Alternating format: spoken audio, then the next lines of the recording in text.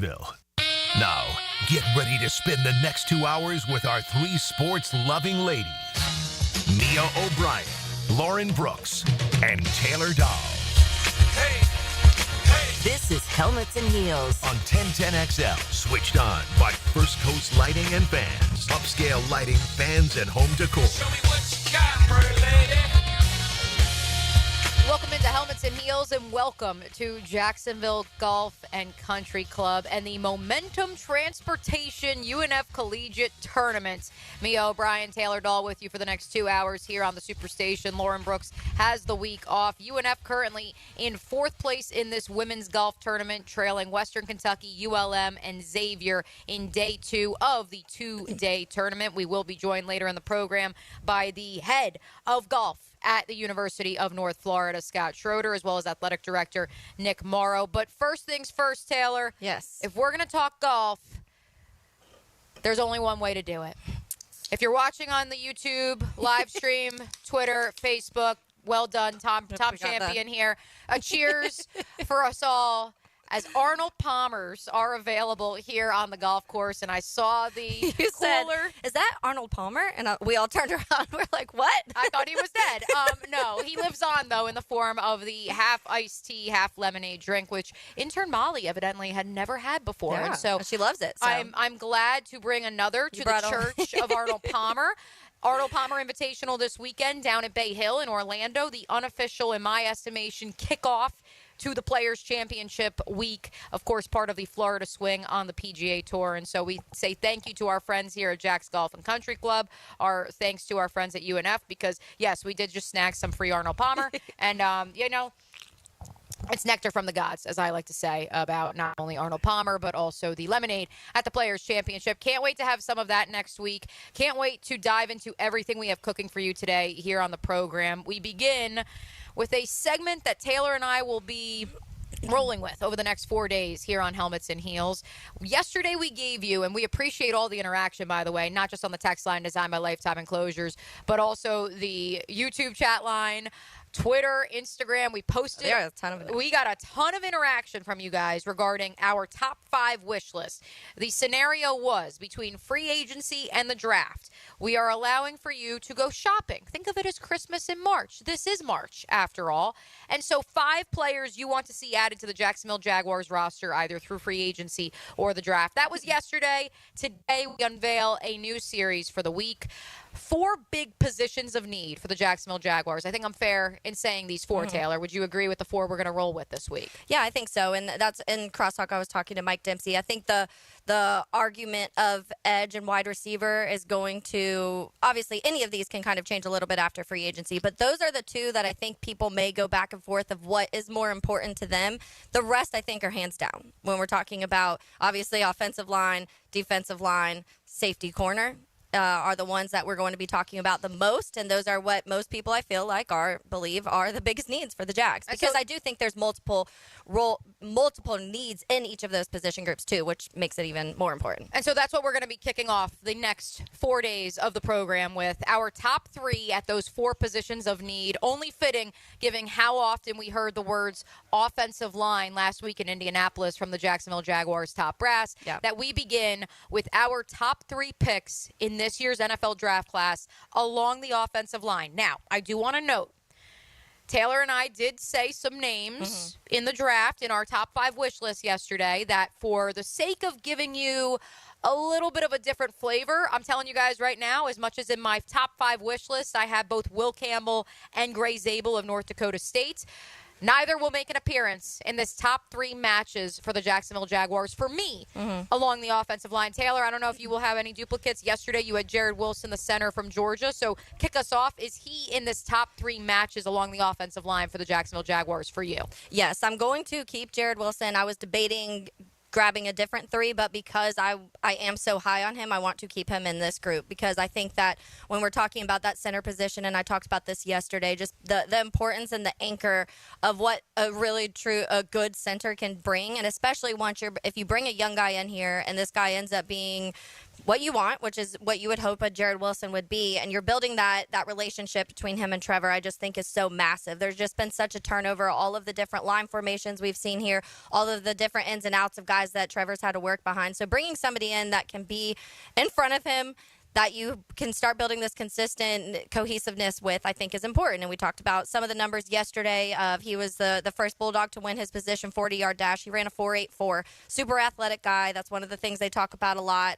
Everyone's talking about the quick leverage and all of that. But the thing that I mentioned yesterday that sticks out to me the most, Mia, is everything when you're watching film and when you're hearing people break down his film and stuff like that. They talk about his processing skills and just how quick he can process stuff. They're just at a super high level when it comes to being able to counter moves against defensive linemen, and that's something I just feel like we haven't seen at a high level here. So if you can bring somebody in like a Jared Wilson, get him in front of Trevor, and build and develop that relationship, I think it's huge. Jared Wilson is Taylor Dahl's first of 3 picks for a match for the Jaguars along the offensive line, just like we did yesterday. If you have a name along the offensive line, maybe it's Will Campbell, maybe it's Gray Zabel, maybe it's Jared Wilson, again, some names we talked about yesterday. If you think someone is a match for the Jacksonville Jaguars, which is also a very fun conversation, Taylor. The idea of we can watch the NFL Combine, we can watch college football on Saturdays in the fall, and I know I certainly watch and say, ooh, that guy's a Raven, or that guy's a Detroit Lion. Are we approaching a world in which we can possibly say that about offensive linemen or any position for that matter with regards to the Jacksonville Jaguars? That's certainly the hope, and that's what we're trying to do through this exercise. And so, like I noted, I had Will Campbell and Gray Zabel yesterday. Yep. I'm going to go a little bit off the wall here. You had Mason Graham yesterday, and that would be your wish list, your pick for the 5th overall pick for the Jacksonville Jaguars. I'm now going to pivot to that scenario in which the Jaguars do go defensive tackle. They do go with the Michigan man with the number 5 overall pick, or maybe they trade back and there's something else.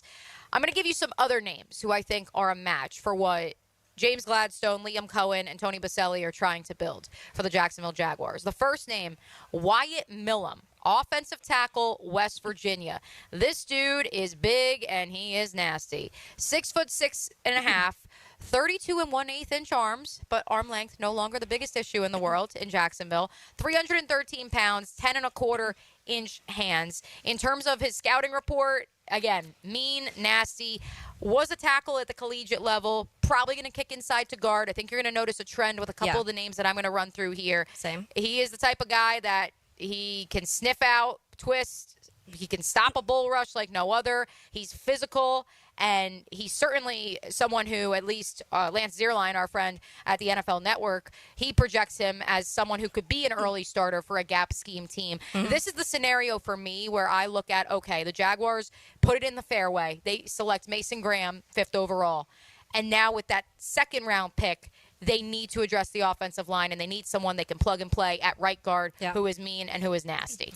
Yeah, it's funny that you say that. He is not on my list, but I literally have his name pulled up on PFF because he was one of the guys that I had been looking at recently. And when you go to PFF, rankings are not everything, but when you are looking at those numbers, yes, huge guy, 6'6", 317, so that's something to keep an eye out for. But out of the 643 graded tackles on PFF in college football, he was the 3rd highest season grade. That's just for 2024, but still 3rd highest out of 643 guys that they're ranking on this PFF, and he had a season grade of 91. So he's ranked above Tate Ratledge, who we've talked a lot about on the PFF big draft board. He's graded just above Tate Ratledge, so that kind of gives you an idea of where they see him, because that is a name we've talked a lot. Obviously, when a Georgia guy, we're going to probably talk a little bit more about.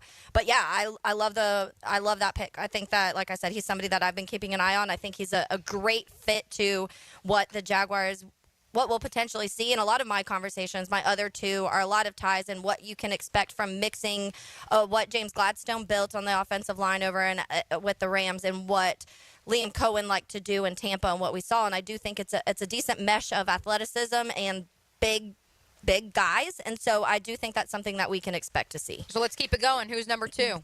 Yeah, so my number 2 is, I'm going to say, I've really got to learn how to say this name properly because I actually really like him. But Jonah Arizona. Savia Naya? Savia Naya? It is. I recorded it on my voice memo earlier to remind myself. Savia. I think the eyes are. I'll get it eventually because I do really, really like this guy. He only allowed 4 sacks last season, all year. Again, conversation you just said, he was a tackle in college. The tape shows that everyone's saying he's probably going to be better inside at that guard position in the NFL. So I do expect that change for him also.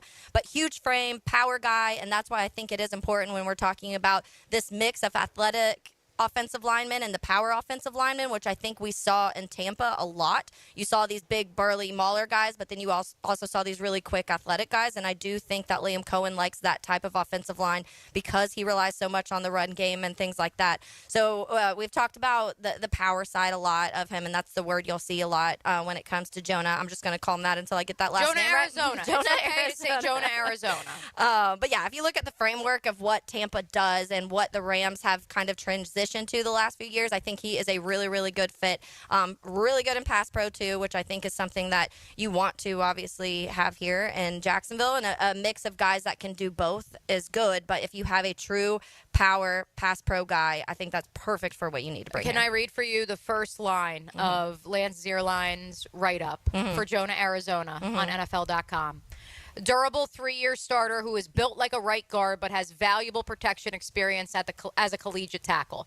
Doesn't have the athleticism to stick at right tackle in the NFL but can play there in a pinch with some help. That sounds exactly what the Jaguars need. I will keep it rolling, and I actually will select with my second pick of the top 3 matches for the Jaguars in this year's NFL draft crop along the offensive line. I will say the mullet man, Tate Ratledge out of Georgia. Maybe a trend here, too, with the Georgia Bulldogs. And, again, Tate Ratledge, in my estimation right now, and we'll see how pro days and what have you shake out, he's probably a third-round pick right now. Yeah. Jaguars obviously have 2 of those. I do believe the Jaguars will come away from day 2 and day 1 of the NFL draft, and they will have 2 offensive linemen in their possession. I know we talked yesterday at length about possibly addressing the offensive line in free agency. I do not believe that's going to be the case. I believe the Jaguars will go full throttle and address it through the draft. This past week, Tate Ratledge clocked in 6'6.5" at the guard spot, 32 1/4 inch arms. We no longer have to worry about that. He, like Jonah, Arizona, ran a sub-5-second 40-yard dash. Obviously was a 3-year starter at right guard at Georgia. He's plug, he's play, dirt dog mentality. Certainly, the reason he's going to go in the 3rd round is there's little nuances that need to be corrected. Pad level probably biggest among them. Yeah. In terms of his anchor, in terms of his weight. I mean, 308 to me sounds a pretty good floor, and I think that that's the case with Tate Ratledge. You're going to be drafting someone who has a good floor for the position, has obviously played the position at a high level. Yeah. You're going to add weight once he gets into an NFL weight room, but for me, it's a safe pick, and I think even if you draft an offensive lineman in the first, however many, first 2 rounds, and he's sitting there in the 3rd, why not take him? Yeah. Ezra Cleveland, his 3-year deal, you can probably get out of it after this year. So even if you sit Tate Ratledge for a year, I love Cooper Hodges as much as the next guy or gal. But the reality is we don't know how healthy he will be coming off that knee injury. And knowing that Ezra Cleveland will have only just 1 year left on his deal after this season, I have no issue with the Jaguars double dipping at guard. Yeah, I am totally down for the Tate pick. The mullet Mauler guy, I would love that. But, I'm going to go. This is a later round pick potentially, but it's Joshua Gray, Oregon State. Okay. First of all, the big thing that stands out to me is he's played everywhere. He's played guard, he's played tackle, he's even played center at times at Oregon State.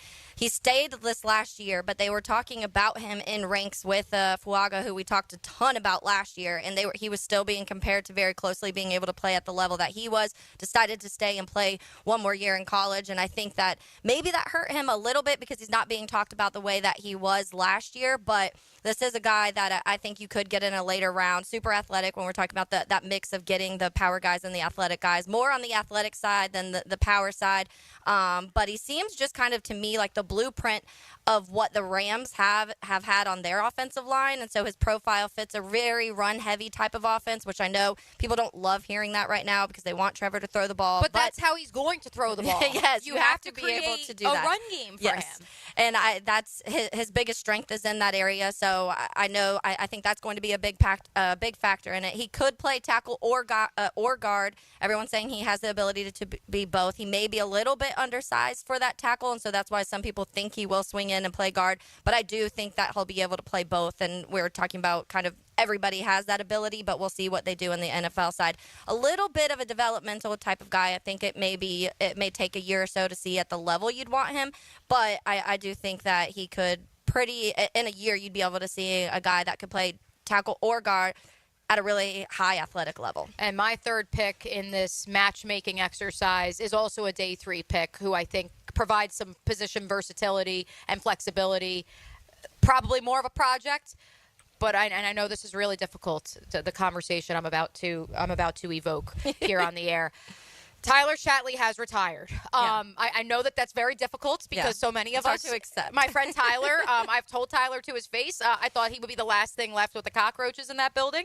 I think he still may find his way back in some form into the Jaguars organization. Obviously, a Jaguar for life. Only played his entire career, a decade plus, with one organization, the Jacksonville Jaguars. But you need to start planning a little bit for the future. Who is that next Tyler Shatley, if you may? Mm-hmm. And potentially, I mean, once upon a time, Taylor Dahl, Jordan Mailata was a 7th-round pick through the International Pathway Program for the Philadelphia Eagles. They had drafted Andre Dillard in the first round. Jordan Mailata was the potential project. He was going to be your Tyler Shatley. Yeah.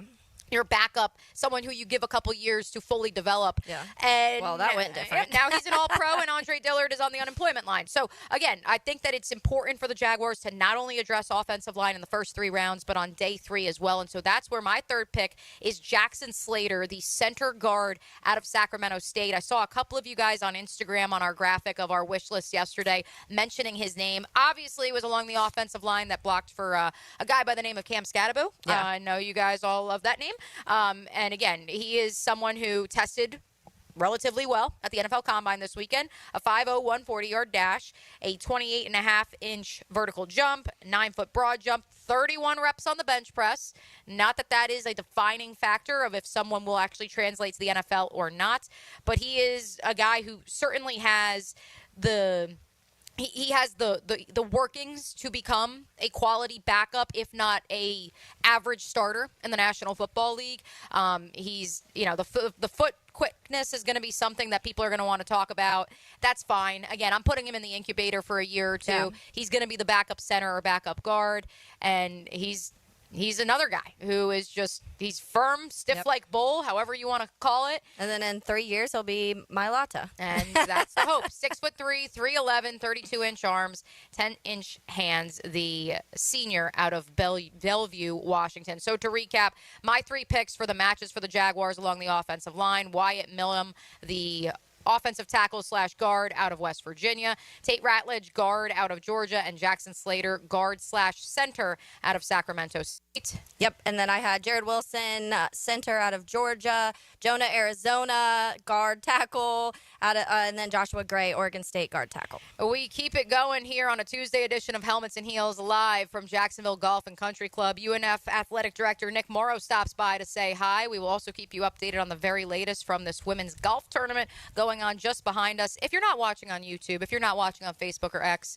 if you want to see the beauty of the outdoors, the beautiful golf courses we have here in Jacksonville, look no further than our live stream. Make sure you click on over there, leave a comment as well. Who are your 3 picks for the Jacksonville Jaguars along the offensive line? Who are those 3 matches in this year's NFL draft? This is Helmets and Heels on 1010XL and 92.5 FM.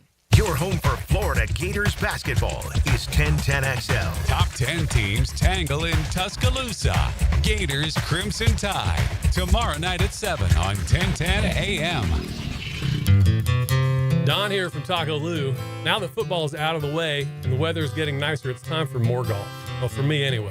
But if you love golf and you love tacos, you come see us out at 12. Tacos on 12, that is every day at the Players Championship. We're celebrating 12 years out on the golf course this year, and man, we love it. And the Lou crew is looking forward to it. So much so that we're even open at the restaurant on Monday during tournament week.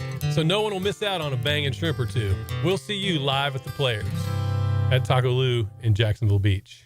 Hey everybody, Mike Dempsey here with Matt and Catherine. They made the decision to lose weight and improve their lives together, both dropping 33 pounds thanks to Awaken 180 weight loss. She came home so excited one day and said, I heard about Awaken 180. I'm so excited. You have to try it with me. It's not medication. It's not a shot. It's food. You're going to make meals. And I think that was one of the biggest selling points. What makes Awaken 180 different is the maintenance program. Just to know that you get that support gives me the confidence to keep going. I think it's important for people to know how much more fun it is to do it with a partner. Just to have the support system, it's so much more helpful. It's going to change your life. Thanks, guys. Like any goal, accomplishing it with someone sharing the same goal makes it twice as easy and twice as rewarding. Grab a coworker, friend, or spouse and make your 180 with the solution for weight loss online at awaken180weightloss.com. Mia here, and sometimes you just want more. Like when the dessert menu says you get chocolate ice cream on top of chocolate cake, right? Getting more is awesome. And that's what makes this sale so great. It's a sale on top of a sale, just like that chocolate cake. And it's going on now at Arlington Toyota Pre-Owned. I'm talking low down payments on top of low monthly payments, like $0 down and just $288 per month for a pre-owned 2022 Toyota Corolla. Or you choose a pre-owned 2021 Camry, RAV4, or Tacoma for $0 down and only $388 per month. At Arlington Toyota Pre-Owned, it's not just a sale on top of a sale. Oh, did I also mention everything is on sale? You can even choose no payments till July 2025. You heard that right. No payments till July 2025. With over 600 vehicles on the lot and 60 days to love your purchase or exchange it, getting a whole lot more is exactly what you'll get at Arlington Pre-Owned. A quarter mile east of 295 and arlingtontoyota.com. It's tune-up time, and Florida Home AC, the official AC partner of the Jaguars, wants to partner with you for a cool summer season. Tune up your AC unit right now so it's running at peak performance when you need it most. Just call 777-4300 and order a tune-up for just $59. Keep your unit humming at optimal level. Log on to FloridaHomeAC.com and take advantage of their savings. Keep cool with Florida Home AC. That's 777-4300. This is Mark Nato.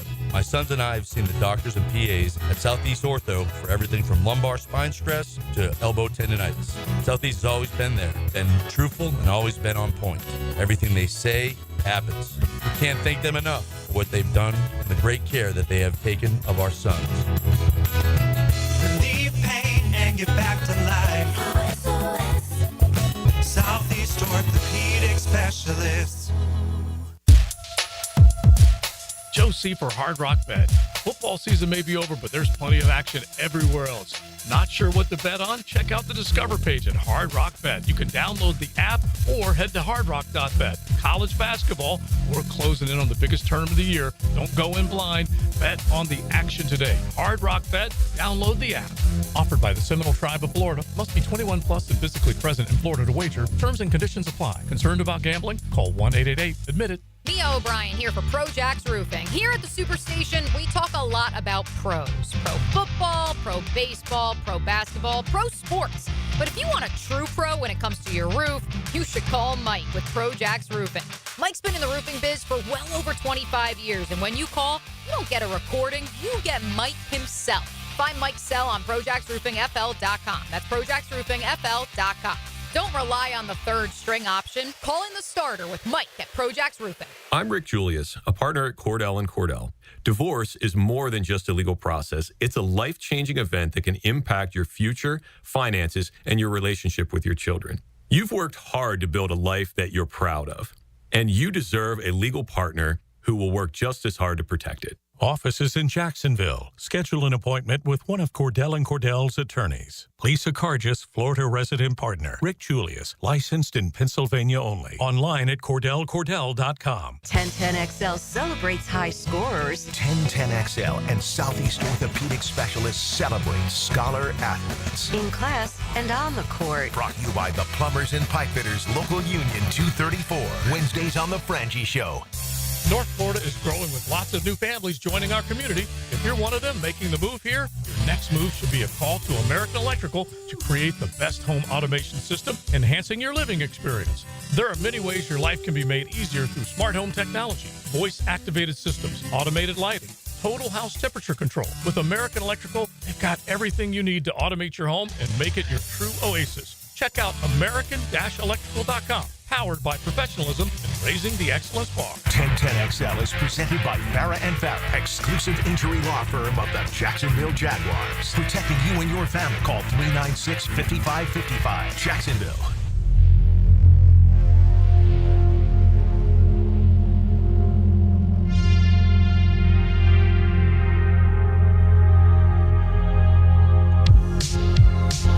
Welcome back to Helmets and Heels, live from the Momentum Transportation UNF Collegiate Golf Tournament hosted by the University of North Florida. Mia O'Brien, Taylor Dahl, joined now by UNF Athletic Director Nick Morrow. I talk a lot about pinch hitters, the utility infielders at the Superstation, Nick.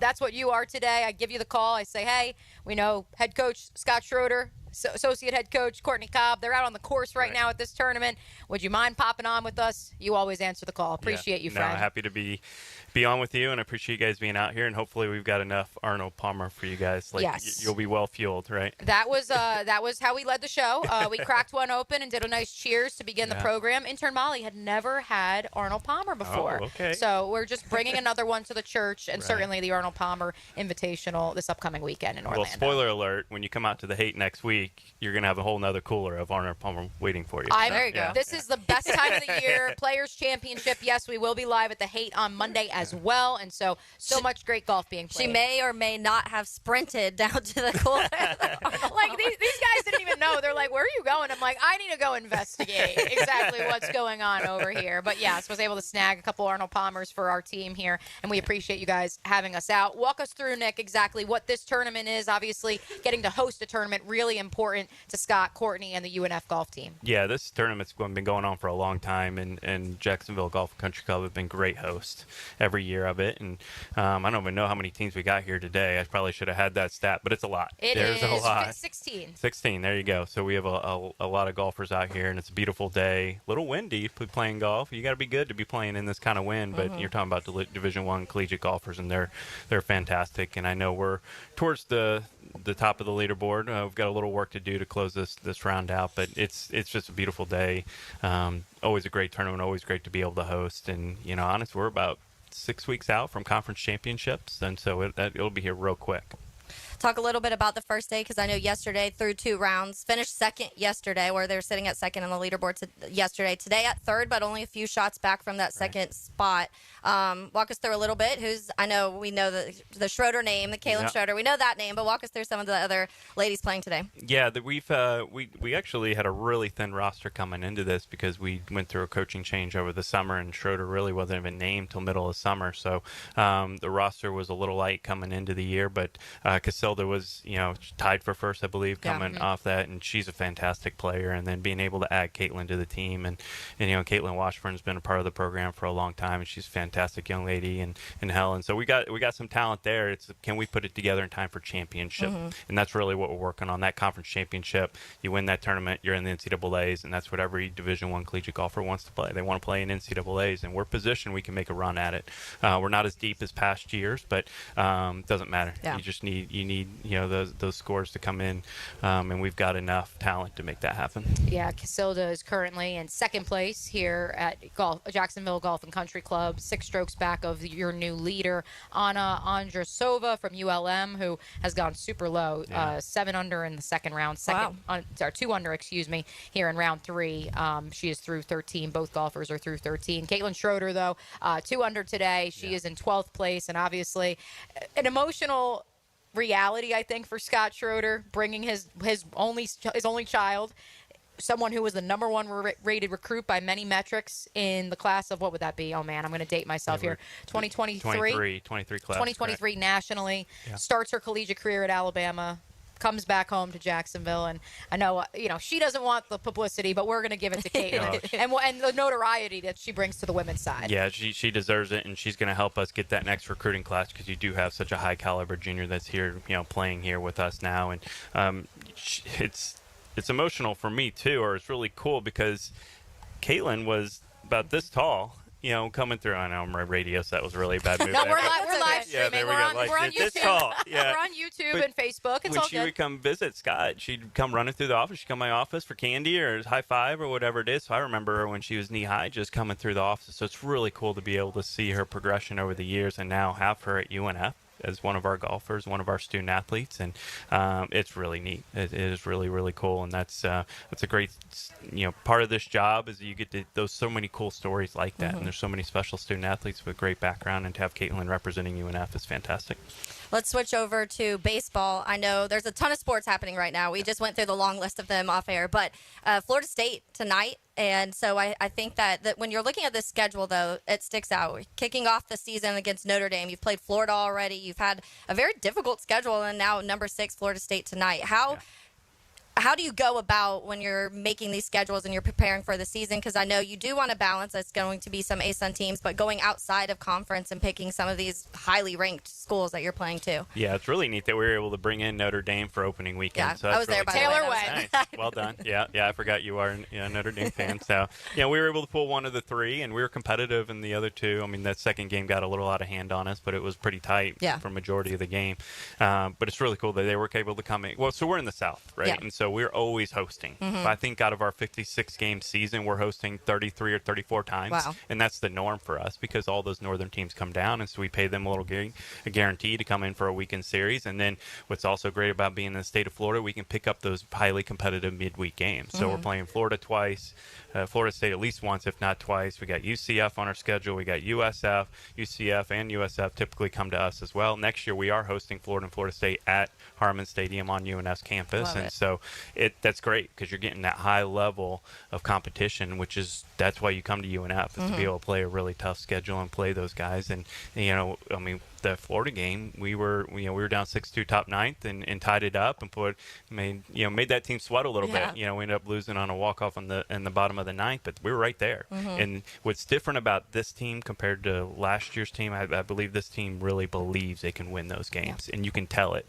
It's a competitive program, and who knows, we could go in there tonight. That's the thing about midweek too. When you play those, they're going to throw a few different arms, and you might not be able to steal one. We have in the past. Year 2 for Joe, and so obviously, especially the circumstances he took under, obviously, less than ideal, I think, across the board, obviously, with what occurred with the baseball program. Nick Morrow, the athletic director for UNF, joining us for a couple more minutes here at Jack's Golf and Country Club. Softball, 17-6. If you haven't heard yet, folks, arguably the best story in Jacksonville in spring sports on the collegiate level is Allison Benning, the Oregon transfer. We have Shohei Ohtani at home, folks. I love it. There is no need to go watch Shohei. Shout out Jack Cags. We love Jack Caglione, but we've got one of our own here at UNF. We 100% do. We are one of the best collegiate softball players in the entire country playing at UNF, and she's special, and she's worth coming out and seeing. We actually have a game today, and we're supposed to first pitch be in about 30 minutes against Western Michigan, and we actually host Florida State tomorrow in softball at 6 o'clock on campus, and she's special. I mean, not this past weekend, the weekend before, her numbers just for one weekend were out of control. I think she batted like 700. Oh yeah, we were. She's batting 455 on the season. Well, yeah, it was 700 and then 11 intentional walks. Couple Benny bombs is what we call them when she hits a home run. Those are Benny bombs. So far this year. Yeah, and then she threw a perfect game because that wasn't enough to do it offensively. We'll just go out and throw a perfect game, and she's amazing in her progression and how she's grown being at UNF, because she was at Oregon. She transferred to us from Oregon, and we're a great spot for her. The love and support we put around her, I think, has really helped her flourish. And that's not often that we're getting that kind of transfer. It's usually the other way around in our sports. And then she wanted to stay. And another one, I'm jumping to a different sport real quick, but Smilla Colby is a track athlete for us, and she just set the ASUN conference record for the 800 meters, and she's positioned to potentially make finals in indoor track, which is really, really difficult to make NCAA finals, and would be our first athlete to do so. She's from Germany, and she almost made the German Olympic team last year. Wow. They wanted her to stay and go pro, and she said, no, I'm loving my time at UNF. I want to go back for my senior year. Like, I was like, smell it. We got to put you on a poster. We got all that testimonial. We need to plaster that all over whole town. movie about this. Right, we're clipping this video. We're pushing it out just in case anybody wants to keep score. That's like, right. hey, UNF's keeping them close to home. I love it. Yeah, it's amazing. I think, Nick, one of the things that we don't talk about nearly enough, though, is this built-in in-city rivalry between JU and UNF. It's just when we're talking about basketball, that's a big one, obviously, with the Rumble, but baseball and all of these sports, how cool is that just to have that in-city built-in already thing that's happening? It's great, and the city of Jacksonville really, for the most part, has embraced it. But I think we can even grow that even more. I think we're really. I'd like to move forward, trying to find a title sponsor for the River City Rumble, and maybe even look at an updated trophy. And are we doing the point system right? But regardless, every time we play, it's great. Yeah, to have 2 Division I programs in the same conference playing each other on a regular basis, I think is really good for the city. It's great for the rivalry. So it's a lot of fun. And obviously what women's basketball did on Saturday after having a really tough year and then be able to pull off that win on Saturday over JU was really special. And the smiles on their face, like they needed that. Have that. And so it just brought me a lot of joy to see how happy they were with that accomplishment. And so, yeah, it's great. And if people have not experienced it, and regardless of the sport, they need to do it. They need to come out. And the way we did scheduling for baseball and softball this year was to reduce the amount of travel that's taken place in our conference. So we went divisional. So we actually play JU and baseball and softball home and home. So 2 3-game series. And so you'll have 2 opportunities this year, one at JU and one at us, and for both of those sports. Fantastic. I echo those sentiments about Saturday when UNF prevailed over JU for their first conference win in women's basketball on Saturday. It was definitely a cathartic experience. And again, those smiles, that's why we do what we do. Absolutely. Nick, before we let you go, any other upcoming events at UNF that the folks at home need to know about? Yeah, outdoor track season's kicking off now, and if you know anything about UNF and track and what we host, we have 8 events that we're hosting this year, including we'll do the Bob Hayes in a couple weeks. That's always a great high school event in town, and we're tacking on some college events tied to that as well, so that's a huge event. We got ASUN Outdoor Championships this year in May. We're also got the NCAA Track and Field East Prelim again. So the way the NCAA does it, they split the country in half, and everybody on the East Coast is zoned for it. We had over 200 Division I schools zoned for UNF, and then there's somebody on the West Coast to host. I think Texas A&M is hosting this year, and we're usually hosting side by side by one of those big time Power 4 programs. And so every time we host that, we generate 12,000 room nights and $10 million impact through that 1 4-day meet. It's a huge impact for this city, and we've been able to do it basically every other year. We've hosted regionals more than any other school in the entire country. Yep. Wow. We just have continued to bring high-level track events in, and it's great impact. So if you're a track fan, it's worth going out there. There's professional athletes that run a lot of times in our home meets. It's unattached. And, we've got Olympians that train on our campus every single day, which is pretty neat. And so there's a good chance you're going to see an Olympian at one of those meets too. So those are a lot of fun. Giving Day is less than 30 days away, so we'll probably be hitting you up to get help promote that a little bit. And but that's always a great opportunity to support our programs, and we got plenty more coming. So I would definitely encourage people to get involved, because every time somebody comes on campus, they have a great time. It's really just, no one ever leaves one of our events feel like, well, that was awful. I mean, like, that was that. Like, they enjoy it, and it's a great sports entertainment value. So whether you're trying to do something with your family, or you want to go out a night with your boys and watch a baseball game and have some beer, like, there's so many different options tied to what we're doing. And so I highly encourage people to visit campus and check it out. And I love, while the basketball season has come to a close, the fact that the partnership with Angie's and so many of these other local businesses, that's what's been most impressive, Nick, your tenure as athletic director. You guys have made a conscious effort to connect with the local community and some of those local businesses. So we appreciate you guys for that. Yeah, no, that's been a blast doing that this year, because we were trying to hit the corporate, the Walmarts and Targets. And well, you know what? Let's that's hard. There's a lot of politics tied to that, but let's just go local brands and really take over that. Yeah, so we got Swoop Sub at Angie's. We just released a new beer with Ink Factory Brewing called Talon Madness, in conjunction with March Madness. So you can go there and get one of those beers now. We got the Sunrise Surf Shop collab that we did, so you can go to Sunrise Surf Shop and get UNF co-branded gear. We're actually working on getting that in the bookstore now as well, which is really cool. And there's more coming. We're working on a beer with String Sports Brewery as well. And so we're continuing to work all those local favorites and really just try and continue to get our brand out there because it's a great brand. We appreciate what you guys have done for the city of Jacksonville. We appreciate you stopping by. Thank you. Appreciate you Thanks being out for here. being a friend.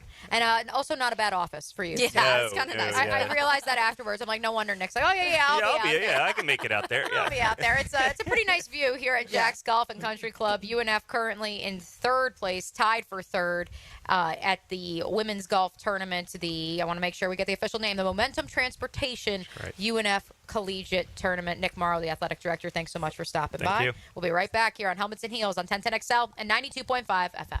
For many, it's the happiest place on earth. At 17 in Players Championship. Get live Southeast Orthopedic Specialist leaderboard updates. Covered by Universal Roof and Contracting. Cool Cats Heating and Cooling. And Beaver Toyota. On 1010XL. Jags fans, here's your chance to score a trip to Green Bay for round 1 of draft night. Through the Everbank Draft Night Experience Sweepstakes, one lucky winner and a guest will be there live and in person to see the Jaguars make their first pick. To enter, visit everbank.com/draft by April 4th. That's everbank.com/draft. No purchase necessary to enter or win. Open to legal residents of the 50 United States and D.C. 18 and older. Entry period from 3/3/25 to 4/4/25. For official rules, prize description, odds of winning, and other details, visit everbank.com/draft. Sponsored and administrator, Everbank N.A. Florida homeowners, storms don't wait, so why should you? Universal Roof and Contracting protects your home and your wallet. Invest in a stronger roof and save big. Spend $6,000 and get up to $600 off. $15,000 up to $2,000 off. $20,000 up to $3,000 off. This deal ends March 31st. Call 855-ROOF-HELP for your free inspection. Universal Roof and Contracting. Protecting your home, building your trust. License number CCC 057165, CBC 1258484. Homeowners, listen up. It's time to start fresh in 2025. Prosser here, and Loan Pronto is here to help take control of your finances in 2025 by lowering your house payments and consolidating that nagging debt. Did you know that 9 out of 10 borrowers get a better deal by calling Loan Pronto? Right now, Loan Pronto has some of the most competitive offers for refis, debt consolidation, and purchase loans, starting in the low 5s APR. If your current rate is over 6%, don't settle for paying too much. Even if you're in process with another lender, call Loan Pronto now. Lock in at a lower rate today and close in as little as 2 weeks, often with no appraisal. You can even skip your next 2 house payments. It's fast, easy, and hassle-free. Get your personalized Loan Pronto rate quote instantly with no hard credit pull and no upfront fees. Call now, 904-999-1508, or go to loanpronto.com. That's 904-999-1508. Equal housing lender, NMLS 1661781, subject to lender approval, NMLS, consumeraccess.org. Out with the old, in with the organized. Mia here, whether you're tackling overflowing closets, a messy garage, or an unorganized pantry, Closets by Design will create a custom storage system that helps you breeze through spring season stress and mess-free. Spring on this deal before it's gone. Take 40% off and an extra 15% off with 18-month special financing. Call Closets by Design today, 1-800-293-3744, or visit them online at closetsbydesign.com.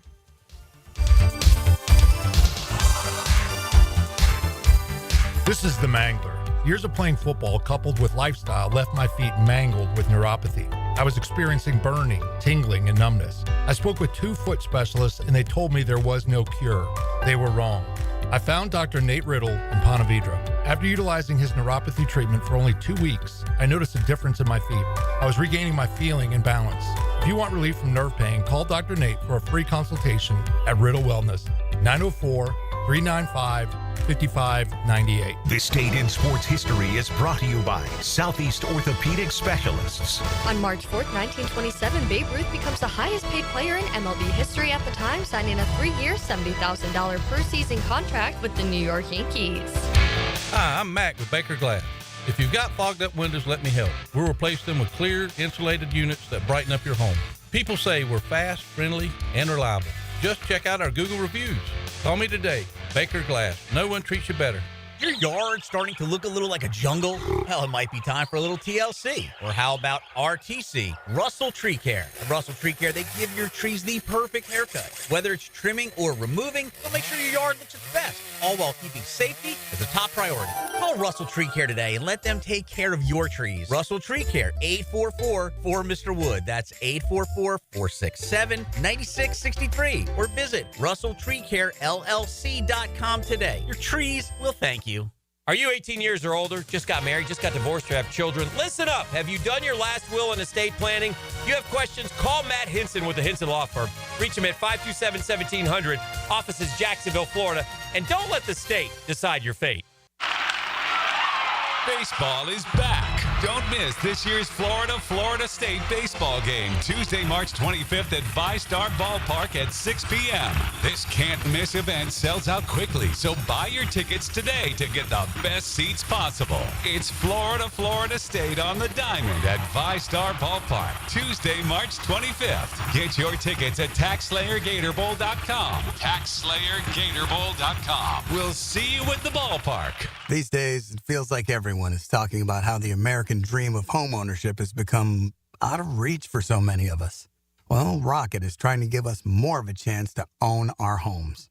They're making homeownership simpler and more accessible to more people, turning renters into owners. Rocket believes that every one of us deserves a shot at the American dream. So, are you ready? Own the dream. Visit Rocket.com. That's Rocket.com. Hon, who'd you call to fix our plumbing issue? I forget their name. They said they do plumbing work. Then what's that big thing they're driving? Looks like a grease truck. Grease truck? To pump the grease traps. You wouldn't call a landscaper to floor your home, so why call a grease trap company for a plumbing issue? Duck Rooter is your certified plumbing contractor, specializing in all things plumbing. Get Jacksonville's real plumbing pros. Visit DuckDuckRooter.com, proud partner of the Jacksonville Jaguars. 1010XL is presented by Farrah & Farrah, exclusive injury law firm of the Jacksonville Jaguars. Protecting you and your family. Call 396-5555. Jacksonville. Now, breaking news. All right, so we do have some breaking news in the NFL world. And our girl, Courtney Cronin, we've had her on the show before, too, has reported that the Rams are in the process of sending veteran offensive lineman Jonah Jackson to the Bears in exchange for a 2025 sixth-round pick. Per Courtney Cronin, the trade cannot be processed, though, until March 12th. So I know that is a name that has been floated around many different teams, but even here, I know some people, as soon as they were saying he could be available via trade, that was a name that was popping up in Jacksonville, too. Jonah Jackson played just 1 year with the Rams, the 2024 season, after spending the first 4 years of his career with the Detroit Lions. Obviously was part of an offensive line that 2 years ago was pretty darn good in Detroit. Yeah. Part of an offensive line last year that was also pretty darn good. Alaric Jackson getting paid, the former undrafted free agent, and tackle for the Los Angeles Rams, and so perhaps freeing up a little bit of cap space. And maybe the Rams are also eyeing some of those offensive linemen that we began the program by listing. In case you missed it, we'll have it on demand. Our top 3 offensive line matches for your Jacksonville Jaguars throughout the entire 7-round NFL draft coming up this April. Without further ado, let's hit today's highlights. Now, here's highlights. Unbelievable! On 1010XL. A double dose of buzzer beaters because this is March. Michigan beats Rutgers and Maryland beats Ohio State. Finds Wolf to Burnett for the win.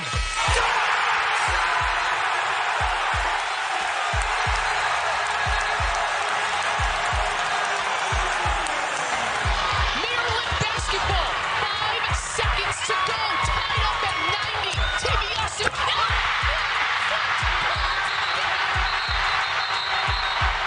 Just a couple days after being traded to the Blackhawks, Spencer Knight notches in first win in the net at the United Center.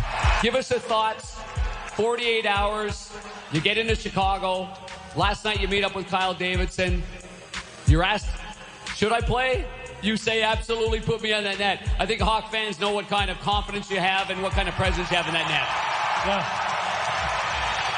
I want to play, and our goal is to win here. It doesn't matter first place or last place. We're going to go to winning hockey at some point, and that's what we're working towards. Kyrie Irving. No truer Kobe Bryant disciple than this kid right here. Got Kyrie down here.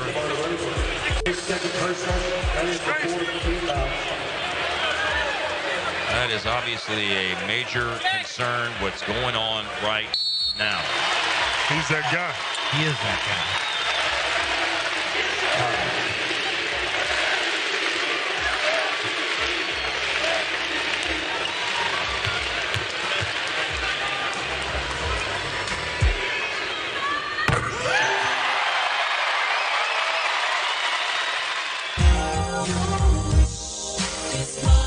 RJ, we got to start with your highlight. Because Dan and Jeff talked about it on the drill this morning, and it's so true.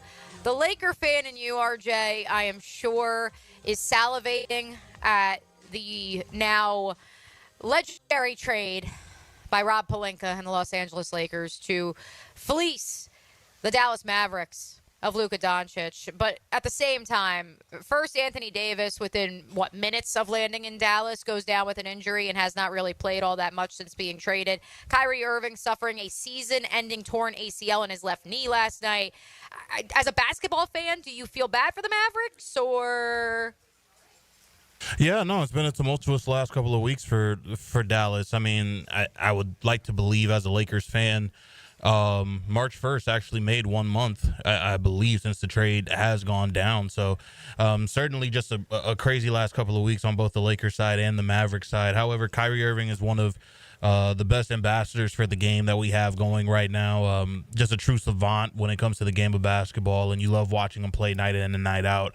And I understand that with Luka being shipped out in the middle of the night to the LA Lakers, I think he understood that he had to carry the mantle for Dallas as best as he could, and especially when Anthony Davis went down as well. So for this to happen to him and we won't be able to watch him play basketball, at least for the rest of this season, certainly a gut punch. But for him to at least want to come back into the game to shoot those free throws, because by NBA rule, if you do not shoot the free throws when you are considered injured, you can't come back into the game. So he did a la what Kobe Bryant did when he tore his Achilles, and what Klay Thompson did as well in the NBA Finals when he tore his ACL. So the Mamba mentality still lives on, and it definitely shows with one Kyrie Irving.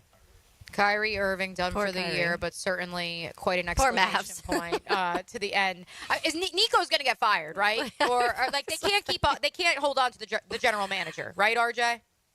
Unless Nico knows something that we don't know. I mean, listen, they're saying next 5 years, this is all going to come crashing downhill for Luka Doncic. I mean, many of us do not believe that that's going to happen. But if the Lakers do win a championship this year, knock on wood. If they win the championship this year with Luka Doncic being your best player and he wins the MVP, I do believe Nico probably needs to go across the water and try to hide somewhere before deciding to show his face back in Dallas. Call Rick Pitino. He's probably got some good hiding spots in Greece to rehabilitate his image. Taylor, to the NHL we go for your highlight. Yeah, Spencer Knight, he made 41 saves, earned a W against the Kings. 5-1, Blackhawks win, and it was just a couple days after he was traded. The Panthers and Blackhawks make a trade, sending Seth Jones to the Panthers and getting Spencer Knight back. It was just a cool moment because obviously that quick of a you're moving all the way, you're going from South Florida to Chicago to play a game in the United Center.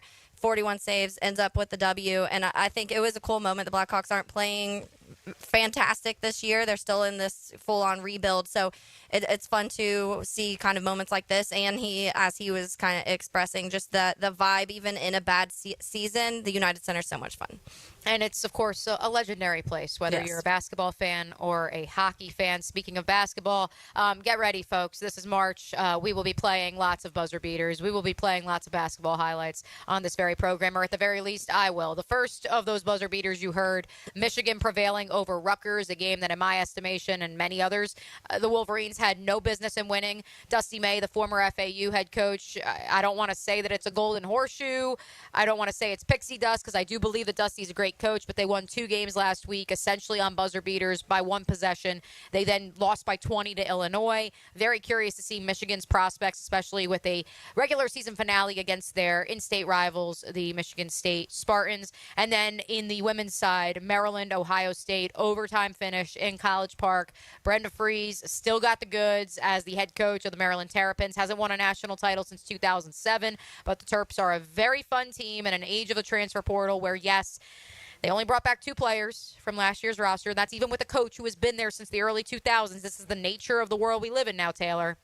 But they have found success. Cheyenne Sellers is getting healthy at the right time, and they do beat Ohio State in a top 25 showdown on a buzzer beater in OT. Still a whole lot to do here on Helmets and Heels on a Tuesday edition live from Jack's Golf and Country Club and the Momentum Transportation UNF Collegiate Tournament. UNF still in 3rd place here in this women's golf tournament, and we will keep you posted on the very latest here from the course and beyond. The Terminex Pest of the Day, some James Gladstone sound that you're going to want to hear coming up next in the 1 o'clock hour on 1010XL and 92.5 FM. Yo, Jacksonville. It's a Duval thing. Let's go. Duval. 1010XL. Don't miss the Players' Championship, March 11th through 16th at TPC Sawgrass. This can't-miss event features a variety of activities for every fan to enjoy, from delicious bites to the Sawgrass Splash. There are endless fan enhancements that will make for a memorable experience. Plus, watch the top PGA Tour players, including back-to-back champion Scottie Scheffler, take on the iconic stadium course featuring the famous Island Green. Tickets available at theplayers.com. Value or flavor? Price or taste? Why choose when you can get both with everyday deals at Sonny's? Right now, you can get the pork big deal for $10, the pork and rib combo for $12, and all you can eat ribs for just $19.99. Yep, you heard right. All your favorites are now available all day, every day. And that's why it's always Sonny's here. Sonny's Barbecue, local pitmasters since '68. Tired of drafty, noisy vinyl windows? It's time to say goodbye to vinyl. And hello to lasting comfort with Renewal by Andersen Windows and Doors. Our exclusive Fiberx windows are 2 times stronger than vinyl, more energy efficient, and custom built to fit your home perfectly. No more warping, no more cracking, just beautiful, durable windows that stand the test of time. Right now, get special financing or save big with limited time discounts. Call Renewal by Andersen today and say bye-bye vinyl. Visit bestwindowsflorida.com. Don't wait. Upgrade today. License number CGC 1527613. I open the door and take you inside the locker room to get you closer to the field, the players and coaches you care about. Get a look at Hayes' blog on 1010XL.com. My blog is brought to you by Roland Reese Plumbing, where quality and experience count. Keeping kids active is a full-time job for parents. Look no further, though, than I-9 Sports, covering Duval, St. John's, and Clay to get your youngster in the game. Spring and summer registration open right now for flag football, soccer, t-ball, and basketball. Plus, all new girls volleyball at Duval Charter Bay Meadows. I-9 Sports with fields and gyms all over 3 counties. And the best thing is I-9 Sports offers sports year-round so kids can always find a sport to play. i9sports.com. Enter 1010 in the promo code. My name is Ann. I'm 67 years old. I lost 25 pounds thanks to Awaken 180 weight loss. I have so much more energy. I feel at least 20 years younger. I can run up the stairs now where it was a little bit hard for me. My knees would always hurt. I had shoulder pain. I've had elbow pain. I think it's all pretty much from the weight that I had on my body, on my frame. It feels amazing that Awaken 180 offers free maintenance for life. The fact that I have free coaching when the weight loss process is over is absolutely amazing to me. Hey, it's Matt Hayes. Less joint pain, more energy, reducing medications. The benefits of losing weight with Awaken 180 are endless. The ability to maintain that weight loss, priceless. Free support for life. Online at awaken180weightloss.com or call 844-346-1800. Home is where your story begins. And at Donovan Air Electric and Plumbing, we're here to make it the healthiest, most comfortable place it could be. Whether it's fresh, clean air, dependable plumbing, or reliable power, we take care of it all. From routine maintenance to state-of-the-art solutions, Donovan keeps your home running smoothly. Because at Donovan, we believe your home isn't just where you live, it's where your health meets comfort. Call Donovan Air Electric and Plumbing at 904-270-COOL or visit us online. Let's make your home healthier, safer, and better together. Home of the Jacksonville Jaguars. WJXL AM Jacksonville Beach. WJXL FM Jacksonville Beach. If someone you love needs a pick-me-up, then it's time to get serious about it. And send them a Kuhn floral arrangement. ET here with 1010XL. You'll be assured of a quality delivery, that's for sure. Log on and order online at kuhnflowers.com. Staying Alive, One Night of the Bee Gees comes to Jacksonville Center for the Performing Arts March 6th. A tribute like you've never seen before. Staying Alive features the songs and sights of a full Bee Gees playlist, performed live. Experience Night Fever, More Than a Woman, How Deep Is Your Love, and more live on stage. Staying Alive, One Night of the Bee Gees, March 6th at Jacksonville Center for the Performing Arts. Tickets at fscjartistseries.org. PRP treatment is kind of the thing these days, and in many cases, it eliminates the need for surgery. This is Sheridan Tootin, and my experience with PRP from Southeast Orthopedic Specialist has been nothing short of great. I'm really feeling much better now. Ask your Southeast Orthopedic Specialist doctor about PRP treatment. This is Dr. Kevin Murphy with Southeast Orthopedic Specialists, where athletes are treated like pros. Relieve pain and get back to life. Southeast Orthopedic Specialists. Mia O'Brien here for Pro Jacks Roofing. Here at the Superstation, we talk a lot about pros. Pro football, pro baseball, pro basketball, pro sports. But if you want a true pro when it comes to your roof, you should call Mike with Pro Jacks Roofing. Mike's been in the roofing biz for well over 25 years, and when you call, you don't get a recording, you get Mike himself. Find Mike's cell on ProJacksRoofingFL.com. That's ProJacksRoofingFL.com. Don't rely on the third string option. Call in the starter with Mike at Pro Jacks Roofing. AA Automotive helps keep your vehicle in dependable and safe condition. Call Sam, Harry, or Joe, and they'll check your brakes, tires, fluids, electric, and motor, so your ride runs smooth on the road. That's AA Automotive on Richard Street. This is Molly McDonald with your 1010XL Southeast Orthopedic Specialist Local Sports Update, brought to you by Dogtopia at Beach in St. John's Bluff. With Gators baseball in full swing, the team currently sits at 11-1. The Gators dropped their first game last Sunday against Miami as they were faced with some trouble in the bullpen.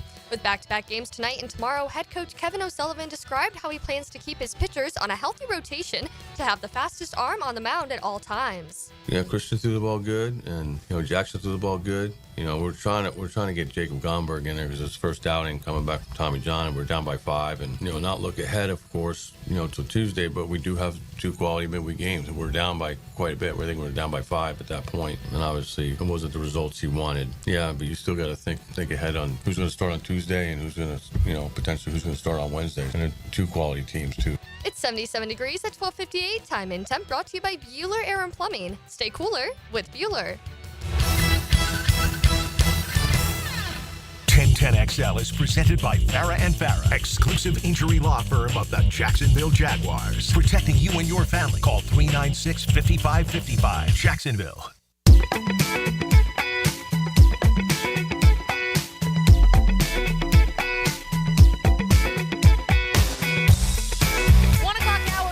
Thanks for hanging with us. Helmets and Heels live from Jack's Golf and Country Club. Mia O'Brien, Taylor Dahl, Lauren Brooks has the week off. RJ Saunders back at 1010XL World Headquarters, pushing all the right buttons. Tom Champion, intern Molly here on site, keeping everything running smoothly. Lauren on vacation, which means we have to check in with Taylor to see what's bugging her on this fine Tuesday. Now, Lauren's Terminix Pest of the Day. All right, so I know we are trying to move on, but I have to do my pest of the day as Trent Baalke because I thought we were going to go back to the coin flip yesterday because I'll save that for the cool there's down. more coin flip news. We got some clarification on that. Yes.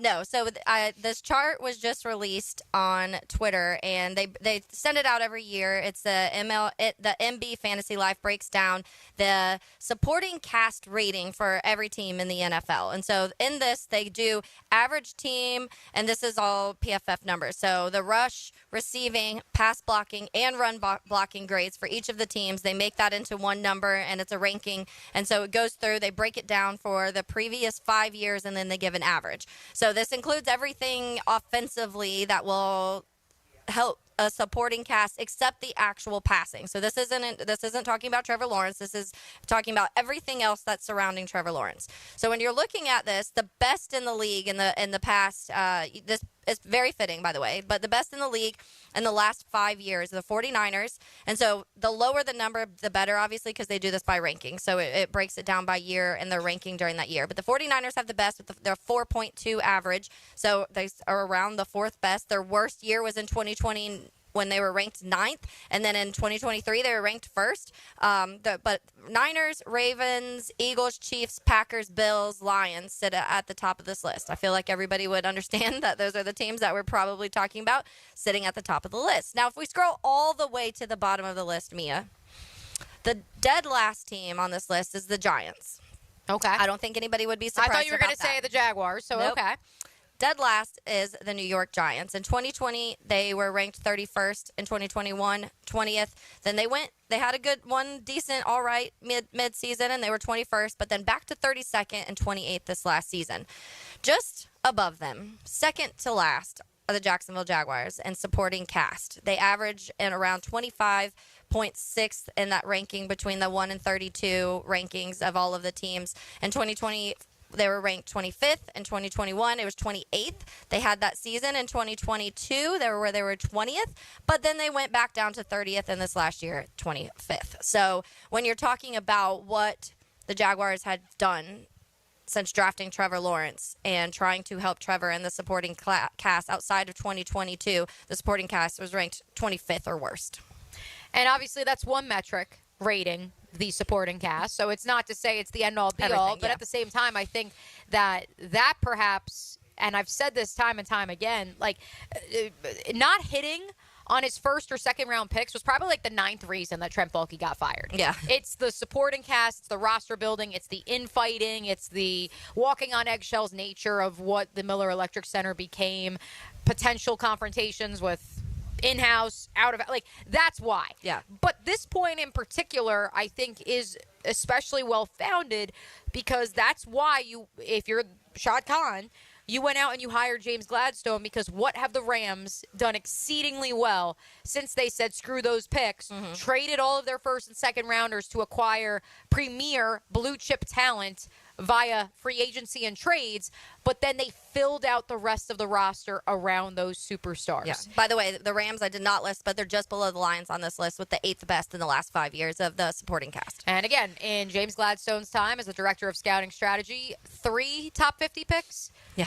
3 top 50 picks. Yeah. The Jaguars have had 3 picks in the top 50 in multiple drafts since 2019 when he became the director of scouting strategy. Speaking of the Jaguars' first-year general manager, he did not appear on the Pat McAfee show or Dan Patrick, but kind of felt like it was, it was the James Gladstone show on both of those programs yesterday as Sean McVay made the rounds on multiple media outlets, was not available at the NFL Scouting Combine in Indianapolis last week, but he was certainly made available on more than one program yesterday. Want to let you guys take a listen to that. Let's begin, RJ, with Sean McVay's comments on the Pat McAfee show with regards to who is this baby-faced new general manager of the Jacksonville Jaguars. Are you worried about Gladstone, little babyface, coming in and just sniping all of your guys? Gladstone's a stud, man. Don't sleep on Gladstone. He is, I'll tell you what, this guy's a smart, sharp, articulate dude. Love the way he sees the game. He's got a great delivery. You know, I'm so much faster. He's got this nice, patient, calm delivery. I said, man, I just want to listen to you talk. He's a great teacher. I'm fired up for James Gladstone. Congratulations to James. Go help Liam get this thing right in Jacksonville. I love it. And I think we haven't heard anybody, and I know this name popped up kind of last minute for a lot of people when we were talking about Gladstone, and the video that started surfacing of, him talking about Jared Verse and Braden Fisk, and that kind of started getting people like, oh, how big of a part was he in all of these drafts? And in multiple circumstances, we've heard and seen people talk saying big parts. And obviously, we've heard them also say, Gladstone said himself, that Sean McVay wanted him, he was raising his hand at this opportunity for him, saying it was a good place for him to go, and he felt like it was a good fit for both, not only the Jaguars, but Gladstone himself. So I feel like that's screaming a screaming endorsement, because if there's very few people that I think most people would trust on a daily basis when it comes to NFL coaches, and Sean McVay's one of them. And again, you can do what you will with the 34-year-old age number, but again, he was the director of scouting strategy since 2019. Yeah. That's what I keep coming back to. That's it. You're getting experience. It doesn't matter if you're starting that experience young, you're still getting it. In my estimation, you can't have your cake and eat it too. When I hear people question, well, Liam Cohen has only been an offensive play caller for 2 seasons, and realistically only one in the National Football League, because he did not call plays with the Rams in 2022. He obviously called plays with Kentucky the 2 seasons that he was there. Obviously, there was the year with the Rams in between there.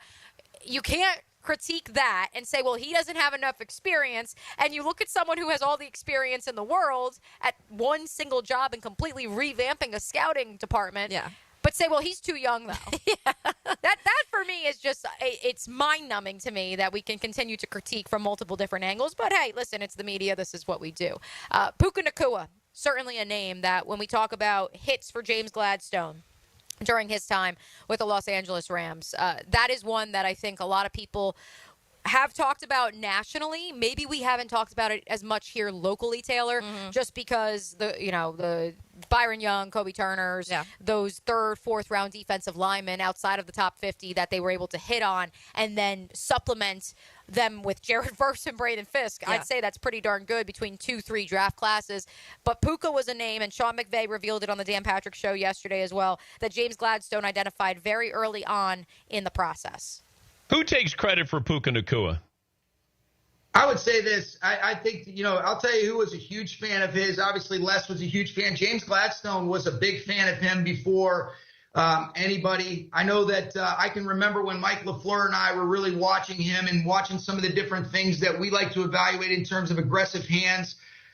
Really, we were looking for somebody that brought the element of toughness, competitiveness.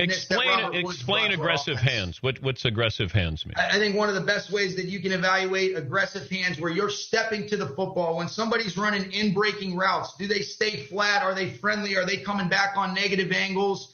Are they staying grounded through the catch? Are they able to catch it away from their frame and then immediately get up the field? I think that's where you see some of these special players that have those aggressive hands to go attack the football, as opposed to when you'll see guys running in breaking routes, they might drift up the field because they're not as confident to step back to it. That was one of our favorite things about Puka, the competitive toughness. At BYU, he was catching a lot of bubbles and running jet sweeps, and so a lot of the run after the catch was something that was enticing. And if you said, did you think he'd be this good? We had a vision. We thought he would be good. But if we knew he was going to be this good, we'd be silly to say we were going to wait till the 5th round to take him. I think anybody would say that, and that goes across the board with drafts. Yeah, and that's what I mean. I've kind of joked about this conversation, but when I say I genuinely think that Trent Baalke drafted Brian Thomas Jr. on accident, and that's why, because I think that if you loved him that much and you thought he was going to be the player that he's already shown that he has the capabilities to be, you wouldn't want to take the chance of missing out on that. But when you're talking about a Puka Nacua who's drafted in the 5th round, when you're getting guys like that, yes, you have your eye on these guys, and maybe you're thinking they could play some sort of pivotal role in the offense, but do you think he was going to be someone coming in and almost immediately taking over for Cooper Kupp? Probably not, honestly. No, and the fact that they are going to, by all accounts, be saying goodbye to Cooper Kupp here in 2025, 2 years after Puka was drafted, I think that, Sean McVay obviously raised his hand and said, no, we did not see this working out. But the point being, 2 things. 1, the Rams knew that Puka could contribute. Yes. A 5th rounder contributing on offense. Here in Jacksonville, and there have certainly been exceptions. Parker Washington was a 6th-round pick, was thrust into duty as a rookie, and obviously played some meaningful minutes this past season as well. But the idea of we are going to potentially find, at the very least, a piece on offense or defense in the 5th round who can play meaningful snaps for us, not a core special teamer, someone who can play meaningful snaps for us in the 5th round. That is something that in Jacksonville we really have not seen in the last decade. Yeah, and that's where a lot of the frustrations have built up, I think, when we're talking about these drafts, because there has been the random times where some of these guys hit. And because of that, I think that those random hits saved Trent longer than probably he would have been if he didn't get some of those here and there in the last, however, 4, 5, 6 years. And so when we're talking about that, you were talking about the confidence and being able to go draft a guy in the 5th round and know, to your point, not thinking that he was going to immediately go out there and have a 1,400-yard season. No way that they were expecting that out of a 5th rounder. But I do think they thought he was going to be a big part of that offense. I do also think that because with Cooper Kupp injuries and things like that, they wanted somebody that came in here that they knew that if Cooper wasn't healthy, Puka Nacua, a wide receiver, could come in and still be good. The guy missed 6 games this year and still was 10 yards short of 1,000 yards. Like, that is somebody that doesn't happen all the time, but it has happened a lot for the Rams in finding this talent late in the draft, because they haven't had the opportunities, especially in the last 5, 6 years, to draft a lot of guys up high. Great question off the text line designed by Lifetime Enclosures. 904-641-1010, the number to reach us at. This is from 718. Which and how many offensive linemen did Jimmy G, a.k.a. James Gladstone, select for the Los Angeles Rams? 718, the answer, as I just texted back to you, is 3 by my count. Alaric Jackson, again, was a undrafted free agent when he signed out of the University of Iowa, was coming off of a injury-derailed final season with the Hawkeyes. He, again, just signed a lucrative 3-year extension. More money than Walker Little got, by the way, a couple weeks ago. Steve Avila was a 2nd-round pick, the 36th overall pick out of TCU in 2023 by James Gladstone and the Los Angeles Rams. And finally, the starting center for the Los Angeles Rams, not that he was supposed to be their starting center, but because of injuries, he stepped in. A 6th-round pick last year out of Arkansas, Bo Limmer, someone who, by the way, the Jags did have a draftable grade on, but ultimately I think maybe some short arms got in the way. 6'5", 312, that sounds pretty good to me. But the 217th overall pick appears to be the center of the future for the Rams, and that once again speaks to the strategy from the former director of scouting strategy. Yeah, and I think that when you're talking about the combination of bringing in guys, bringing in offensive linemen through the draft and free agency, and I know this year, you and I, are leaning way heavier in getting these offensive linemen in the draft because we don't love the free agent offensive linemen, or at least for the longevity of building something. I think of a lot of the guys that you would get out of free agency for offensive linemen would be more so just temporary fixes, and we're finally to the point where you want to build something in front of Trevor that's going to be here for a while and stop this revolving door of guys in front of him. But yeah, I mean, they've hit on the trades, which you also have to factor in some of that too, and what they're able to get when you get, for example, a Jonah Jackson, who in Detroit was a part of a really, really good offensive line. He came in, he struggled with injuries the last few years, but when Jonah Jackson's on the field, he's a really good football player. So they've been able to bring in these guys that even their depth pieces are going to or could be potential starters on other teams, because that's how deep they can go when it comes to free agency and the draft. And by the way, their right tackle, I guess technically we can include him, even though I don't believe James Gladstone officially was on the job in St. Louis until 2016, because in 2015 he was coaching Les Snead's son in the high school ranks. Yeah. But in 2015, the 2nd-round pick of the Los Angeles Rams was their current right tackle, Rob Havenstein. And so that is 4 of the 5 expected starting offensive linemen in Los Angeles, 3 of which came under James Gladstone's tutelage and watch, were drafted by the Rams. And that is why we began the program with our top 3 offensive line matches for the Jacksonville Jaguars in this year's NFL draft. And that is why I won't come off of, by the end of the NFL draft this April, you will see at least 2 new offensive linemen the Jaguars have acquired via the NFL draft. One other quick note that I do want to mention before we take our next break, Taylor. I thought that the idea of the hand fighting and heavy blocking from Sean McVay on the Dan Patrick Show yesterday was fascinating, because that's another thing I think you're going to see in James Gladstone's first draft and Liam Cohen's first draft at the helm of the Jacksonville Jaguars. They want to draft wide receivers that can play all 3 wide receiver positions. They also want to draft wide receivers who are capable blockers. The last 2 to 3 seasons under Doug Peterson, the idea of, well, Zay Jones is the blocking wide receiver. That's not to say Christian Kirk can't block. Marvin Jones can't block. Calvin Ridley can't block. But Zay is the designated blocking wide receiver. Gabe Davis is brought in because he's a blocking wide receiver. I think the most refreshing comment over the last year in that department here locally in Duval County was Brian Thomas Jr. saying that Cortez would not let him on the field at LSU if he wasn't a part of the blocking scheme. Correct. And I think that is something that Puka Nacua, the Rams, knew that they would get, and it's something that they obviously have capitalized on, and I think it's a trend you're going to see with draft picks very, very soon here in Jacksonville, FLA. UNF now in sole possession of third place here at the Momentum Transportation UNF Collegiate Golf Tournament on the women's side. We'll keep you up to date on the very latest with the scores here at Jack's Golf and Country Club and do a whole lot more around the NFL coming up next here on Helmets and Heels. The Players Championship is the biggest PGA Tour event you can win. If you can't make it to the Players, let 1010XL bring the Players to you with Southeast Orthopedic Specialist leaderboard updates. Teed up by Renewal by Anderson, Custom Windows and Doors. The Deck Guys. And Taco Lou. Mia here. New Year's resolutions are upon us, but let's be honest. It's March. That gym membership, it's already a $50 per month guilt trip. Why not take that cash and finally fix that leaky faucet, unclog that drain, or tune up that AC? Duck Duck Rooter Plumbing, Septic, and Air Conditioning has your back. Visit duckduckrooter.com or call today, 904-862-6769. Start the year off fresh. No leaks, no clogs, no excuses. Duck Duck Rooter, 904-862-6769.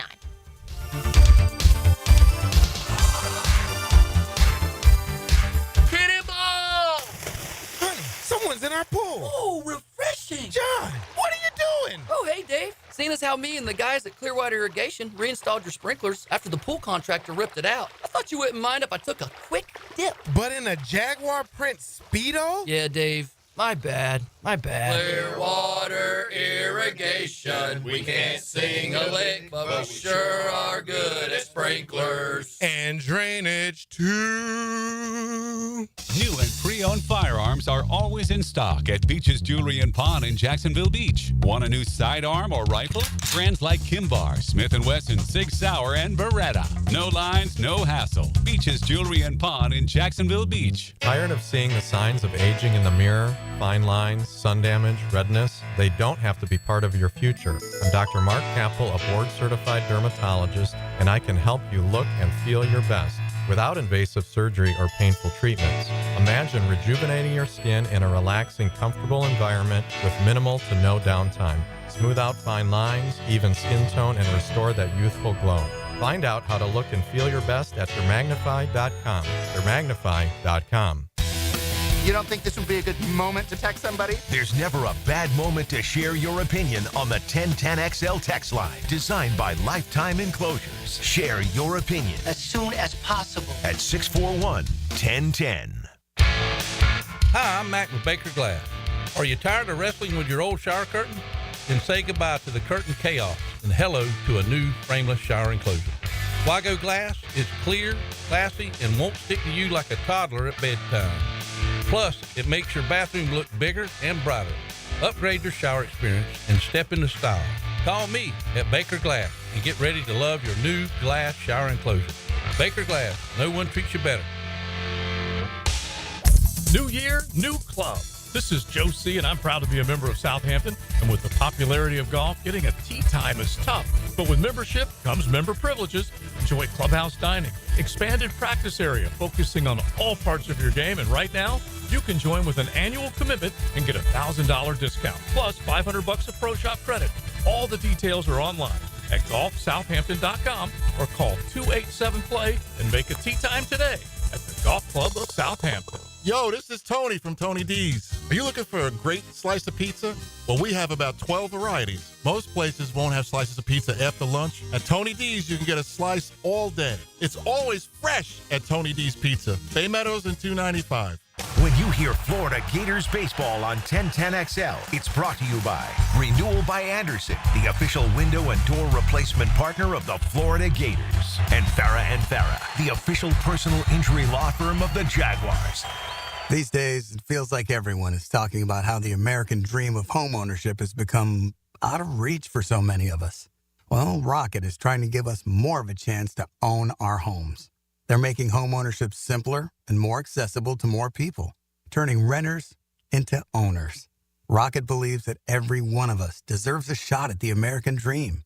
So, are you ready? Own the dream. Visit Rocket.com.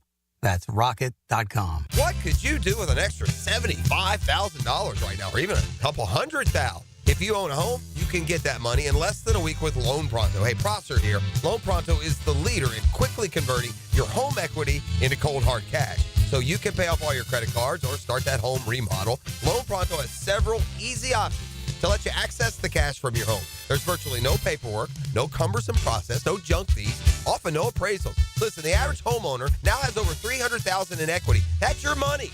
Use it. One client got $150,000 out and paid off all their credit cards, 2 car loans, and a personal loan, cutting their monthly expenses by $1,500. You can get approved in as little as 1 day, so act now with no hard credit pull up front. LoanPronto.com or 904-999-1508. Get the money you need for anything at 904-999-1508 or just go to LoanPronto.com. Equal housing lender, NMLS 1661781, subject to lender approval, NMLSconsumeraccess.org. You waited forever for your new fence. Then strangers show up. Subcontractors rushing the job. Sent by the company you trusted. Frustrating, right?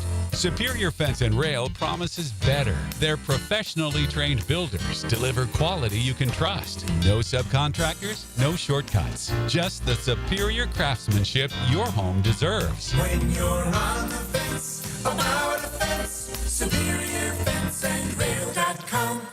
With 50 years of fabrication expertise and towing products, the family at Cannons of Jacksonville can repair or install precisely what you need to tow with confidence. Visit cannonsofjacks.com, where quality and customer satisfaction collide.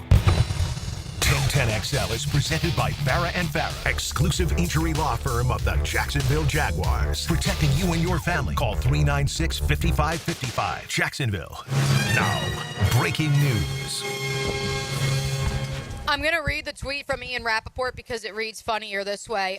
The Jets have now officially released big-name wide receiver Davante Adams. Big-name wide receiver Davante Adams.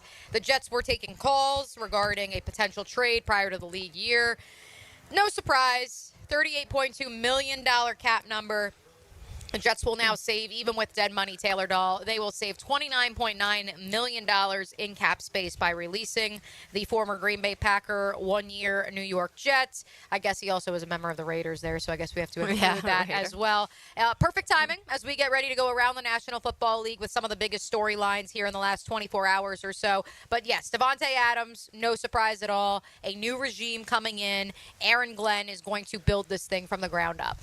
Yeah, I mean, definitely no surprise, but what a fail. What a fail for the New York Jets. Fault Joe Douglas? I don't think you can, because I think that, I mean, Davante Adams obviously is a receiver that you talk about in the top end of the league, but it's just the Jets. I mean, it's wild how certain things just absolutely fail on their end when it seems like the Aaron Rodgers thing in general. And I think that a lot of people, maybe I didn't think he was going to go and win a Super Bowl with the Jets, because I just felt like he was on the tail end of his career.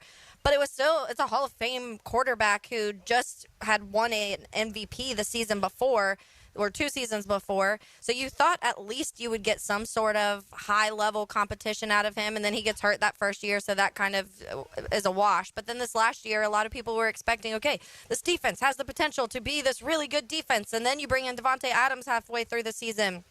Even though they were already losing, so that move was kind of weird to me anyways. But I think they thought that they were going to get this huge spark from adding him, and it just never happened. And so it's wild. And I'm guessing wherever Aaron Rodgers goes next, Davante is with him.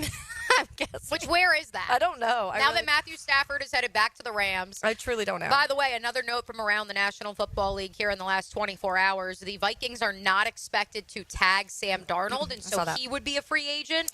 They said they're trying to find a way to keep him without tagging him, but that's a very interesting situation there, because they said that there's still a chance he'll wind up in Minnesota, but they're not tagging him. Which is an addition to, or rather we'll build upon that with another name, a last name that we will learn at some point. Dallas Cowboys defensive tackle Osa Ogunwusi. I think I said that properly.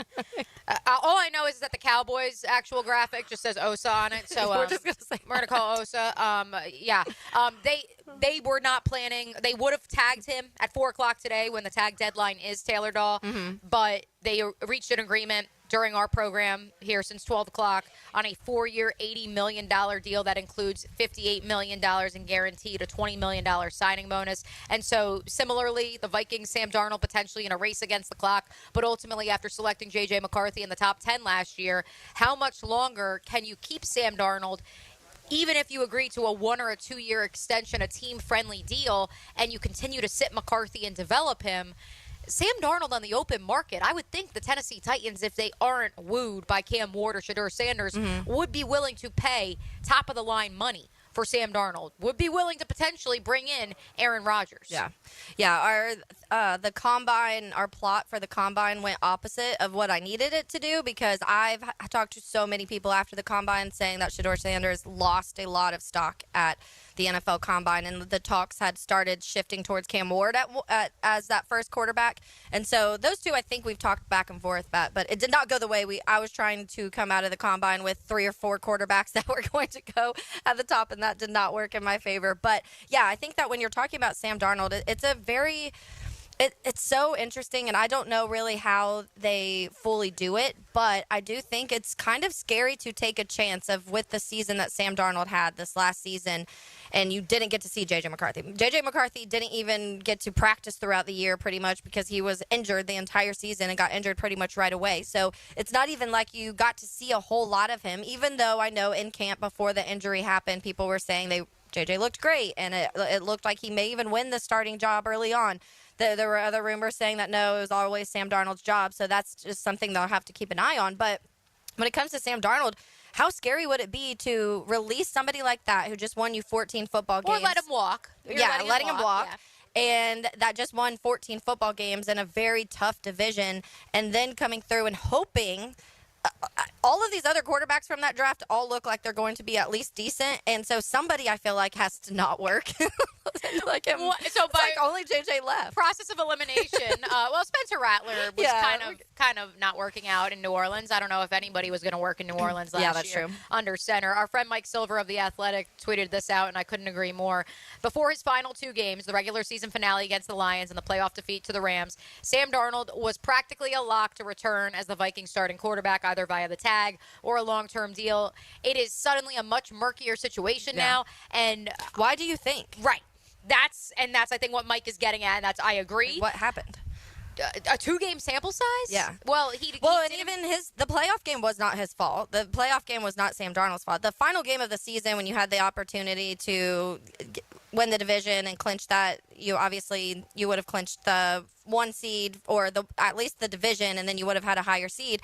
That was on Sam Darnold. Sam Darnold completely collapsed in that game. 3 it looked picks terrible. Or 4 I picks? think it was 3. Yeah, I think it was bad game for Sam Darnold in that. But then he came in the playoff. In the playoffs, he actually played well.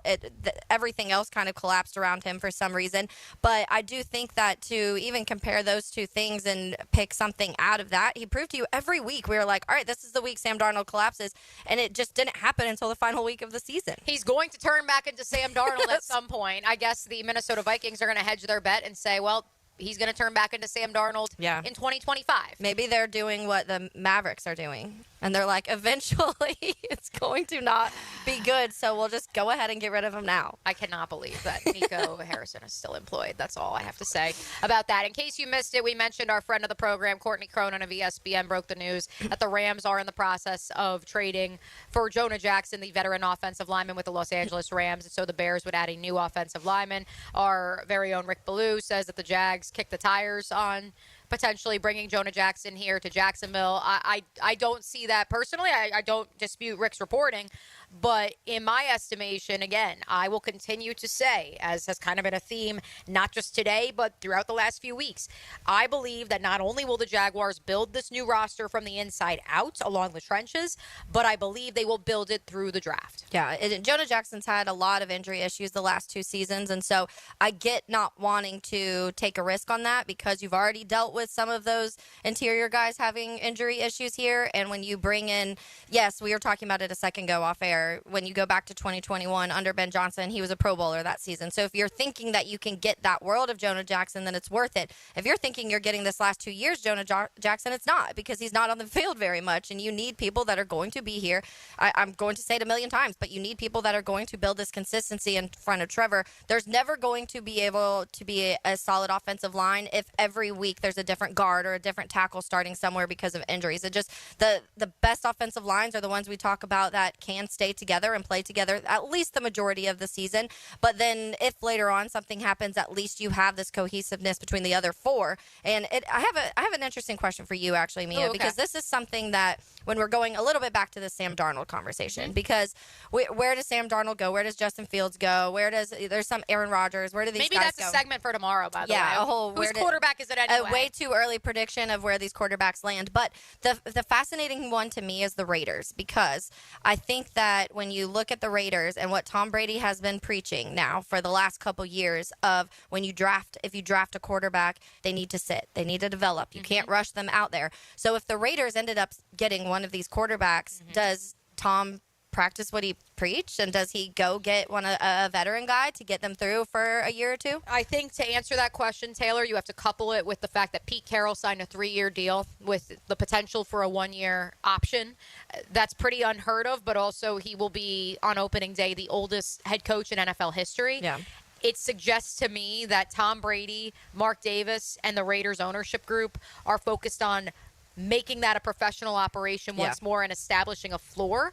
I think that gives them the leash to not necessarily have to draft a quarterback in this April's draft, and it also gives them the leash that if they were to draft that quarterback, they could sit him. I don't know the cap space situation exactly in Las Vegas. I know they have a decent amount.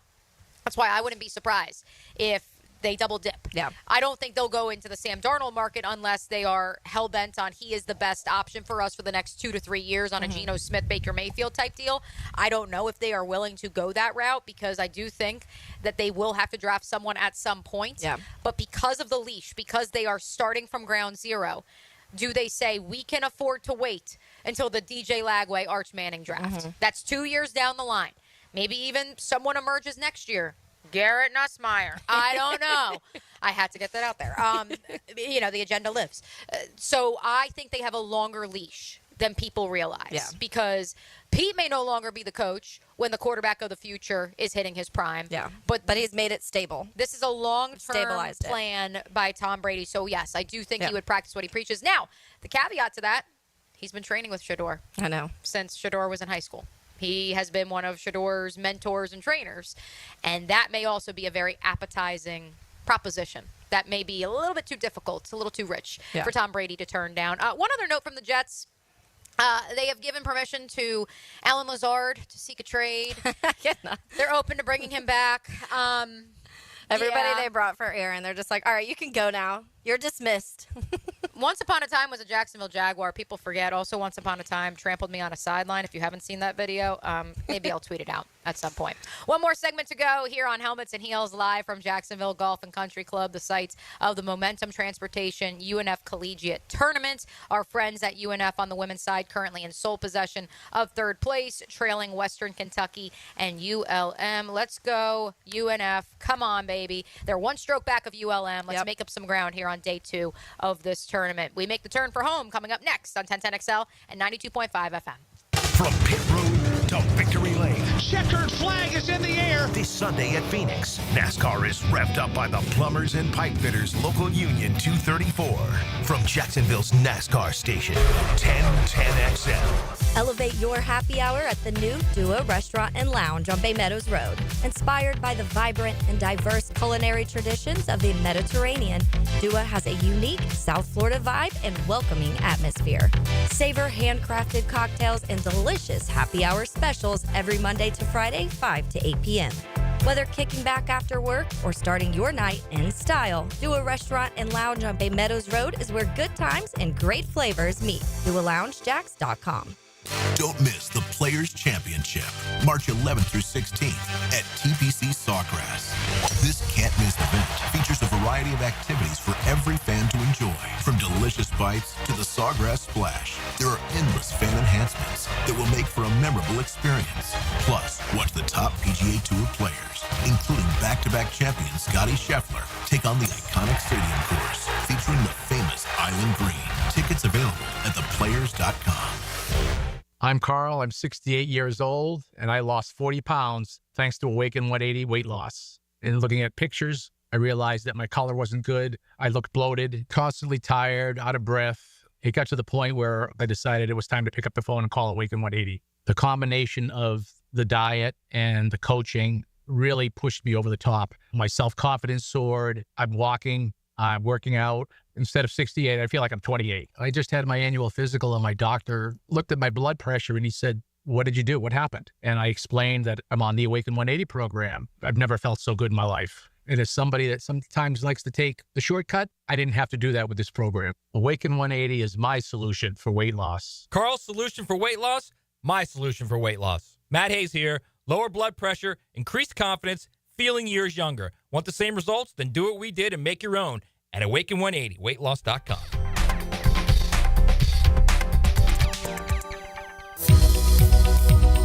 Hey, this is Coach Jason Gibson of your Jacksonville Sharks. I know the importance of a strong game plan, and that's exactly what I've got with Clay Solar Installation Partners. They did the install of the solar panels at my house, and I couldn't be happier. Lower energy bills, clean power, and a winning team that made the whole process easy. If you're looking to save money and go solar, trust the pros at Clay Solar. Call Karen at Clay Solar today and tell them that Coach Gibson sent you.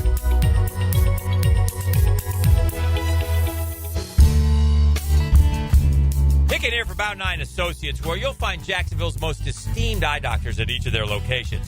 After being selected for one of the most competitive ophthalmology fellowships in the world, Dr. Frank Bowden is frequently called upon for his expert opinion.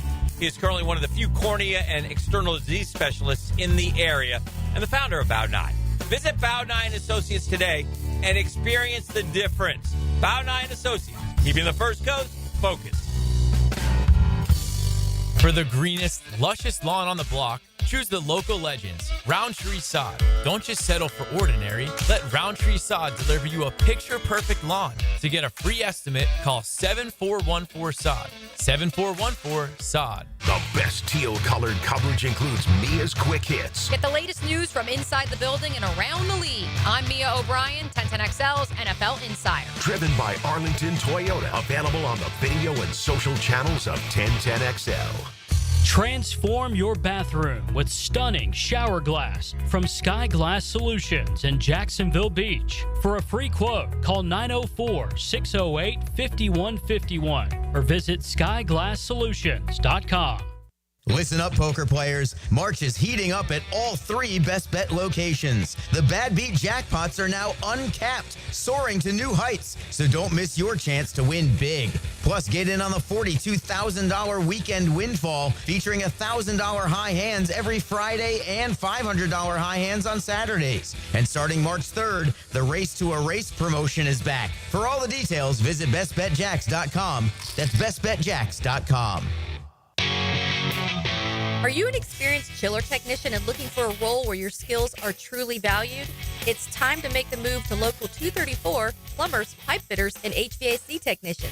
You'll get top pay, comprehensive health and welfare benefits for your family, and a pension that doesn't come out of your pocket. Join the team that's got your back.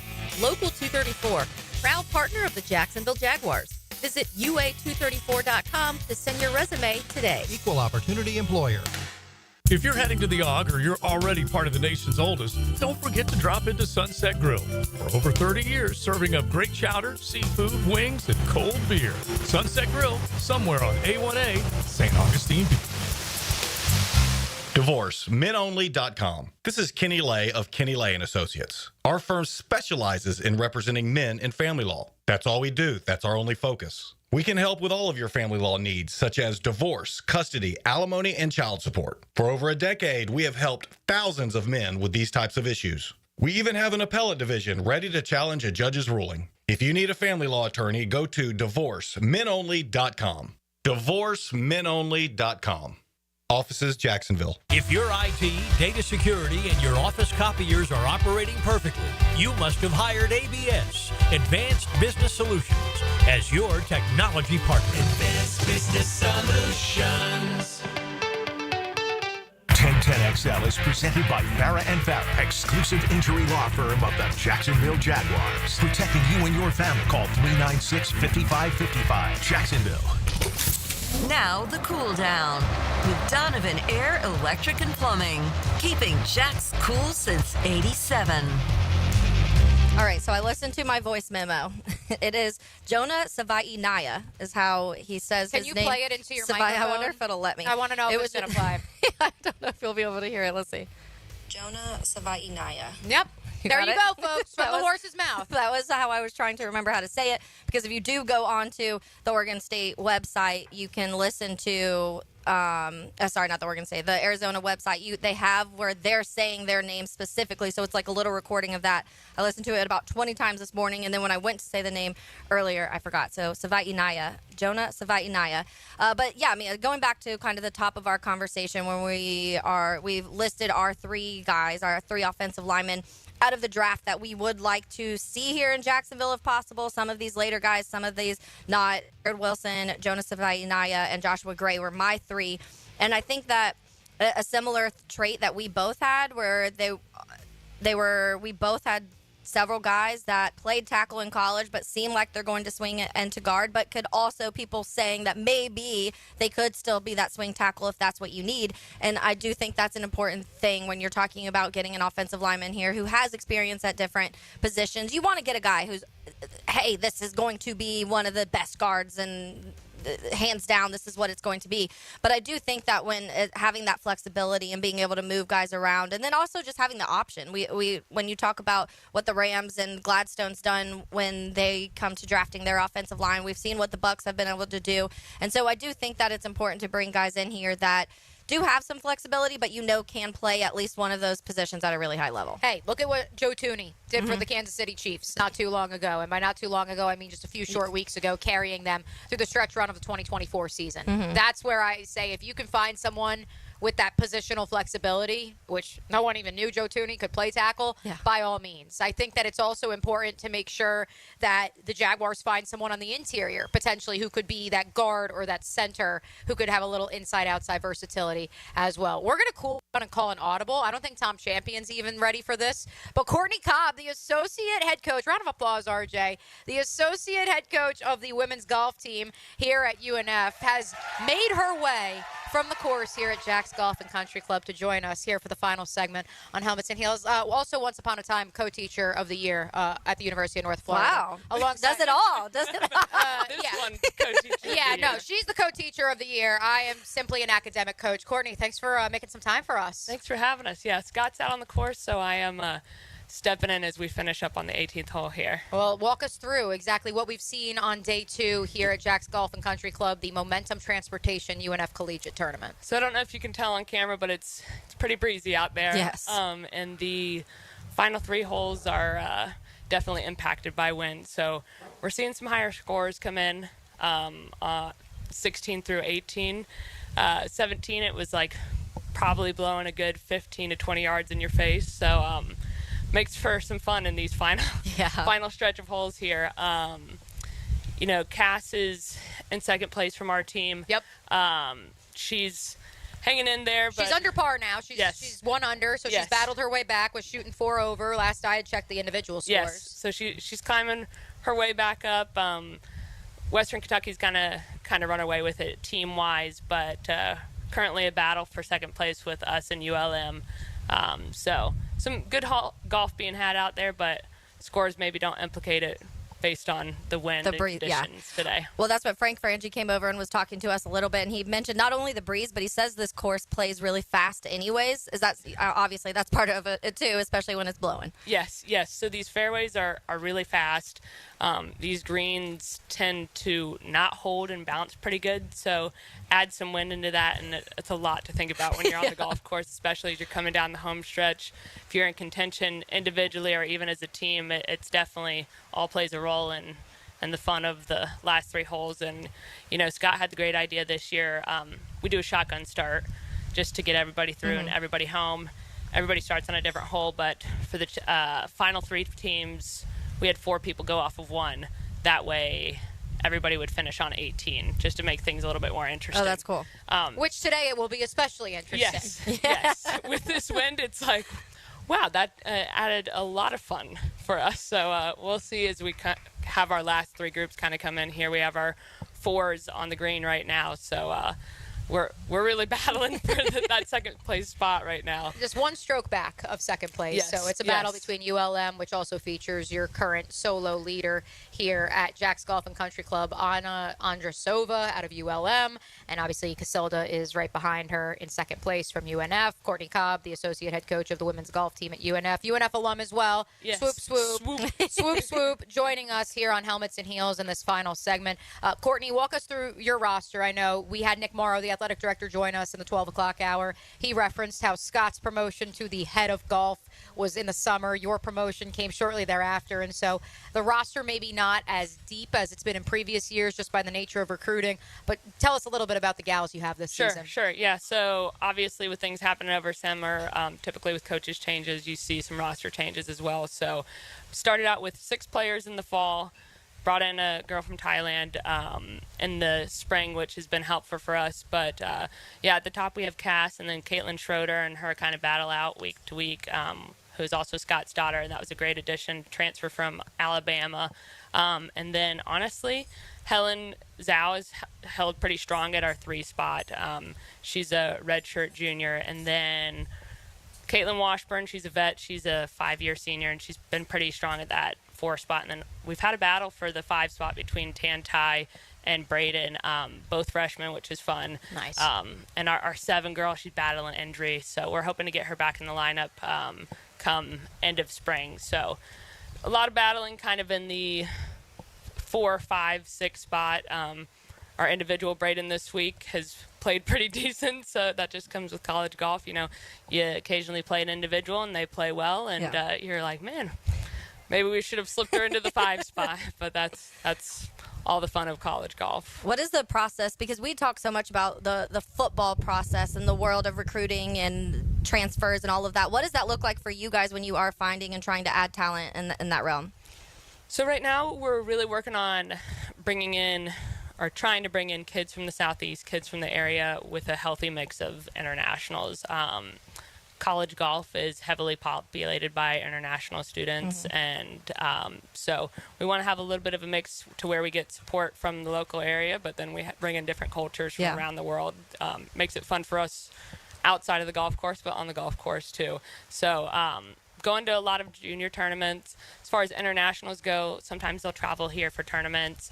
It's also word of mouth, so really looking for girls who are competitive and want to get better, but also we want them to want to be at UNF because we're not a Power 4, so it's we don't go and compete with a UF for a recruit per se, but really making sure that the players who are here want to be here. Yeah, it's a big part of it. And as Nick said, which this view helps. It does help a little bit. Big time. We when we bring them on recruiting visits, we're like, okay, we have this amount of a good number of golf courses within a 5-minute radius of campus. So we'll take them kind of and drive around, and we're like, see, you can be here in 5 minutes. And we take them out. We'll take them out here, and they'll look, and they're like, wow, this is nice. We're like, this is our home course. And as Nick Morrow noted, too, obviously having Caitlin, who was among the top-rated players in the class of 2023 nationally, it's obviously a recruiting tool as well. Yes, big time. So we're looking to get a little bit more deep. Obviously, her being a local gal, she helps as far as bringing in more local product. And anybody who played any junior golf with her or as a few years. Or me. I played with her for 3 years in the Annika Pro-Am. People forget. I knew who came. Well, the best true story, because I was going to share this with Nick and Taylor. I don't know if you've heard the story. So the Annika Pro-Am held at World Golf Village for several years. The first year, myself and my fellow Jacksonville media contingent, we were paired with the Italian national champion. And so it was great. We got to learn about her culture. It was awesome. The next year, we get in the cart, and our junior sits down next to us, and she says, I'm from Jacksonville. And we're like, oh, come on. Like, this is the most boring. And then as the round progresses, as we figure out, oh, she's Scott Schroeder's daughter. Oh, she's like the #1 recruit in the class of 2023. By the way.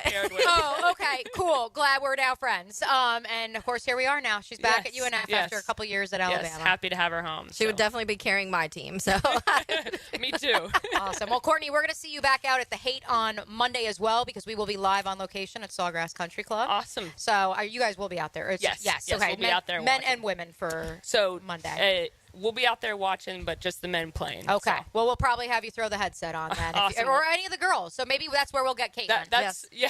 We were hoping to be off the golf course a little bit earlier today, but like I said, these tough finishing holds held us up a bit. So we'll get her on the headset on Monday. Thanks for having me. We appreciate you hopping on the headset because that's obviously a major part of why we are here at Jack's Golf and Country Club today. Let's say hello to our friends at XL Primetime. Now, the 2-minute drill.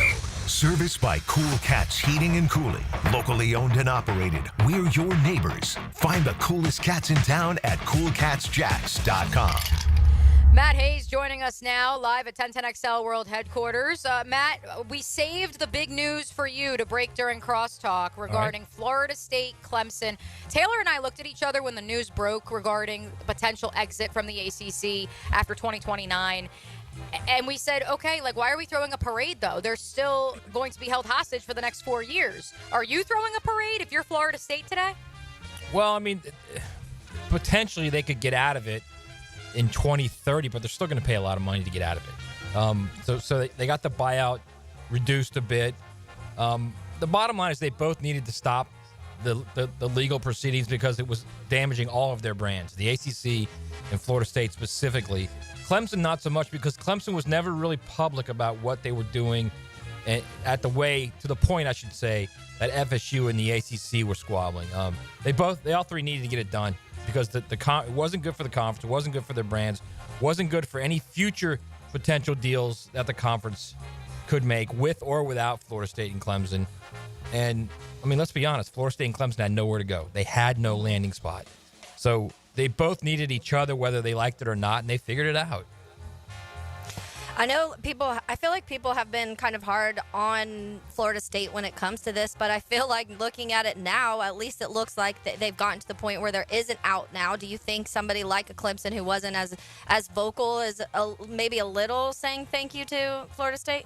Yeah, I mean, honestly, Taylor, FSU took the bullet for for Clemson, for Miami, for North Carolina, and that's what it was always going to be. They were going to try and get out, and if they got out the door, the others would follow.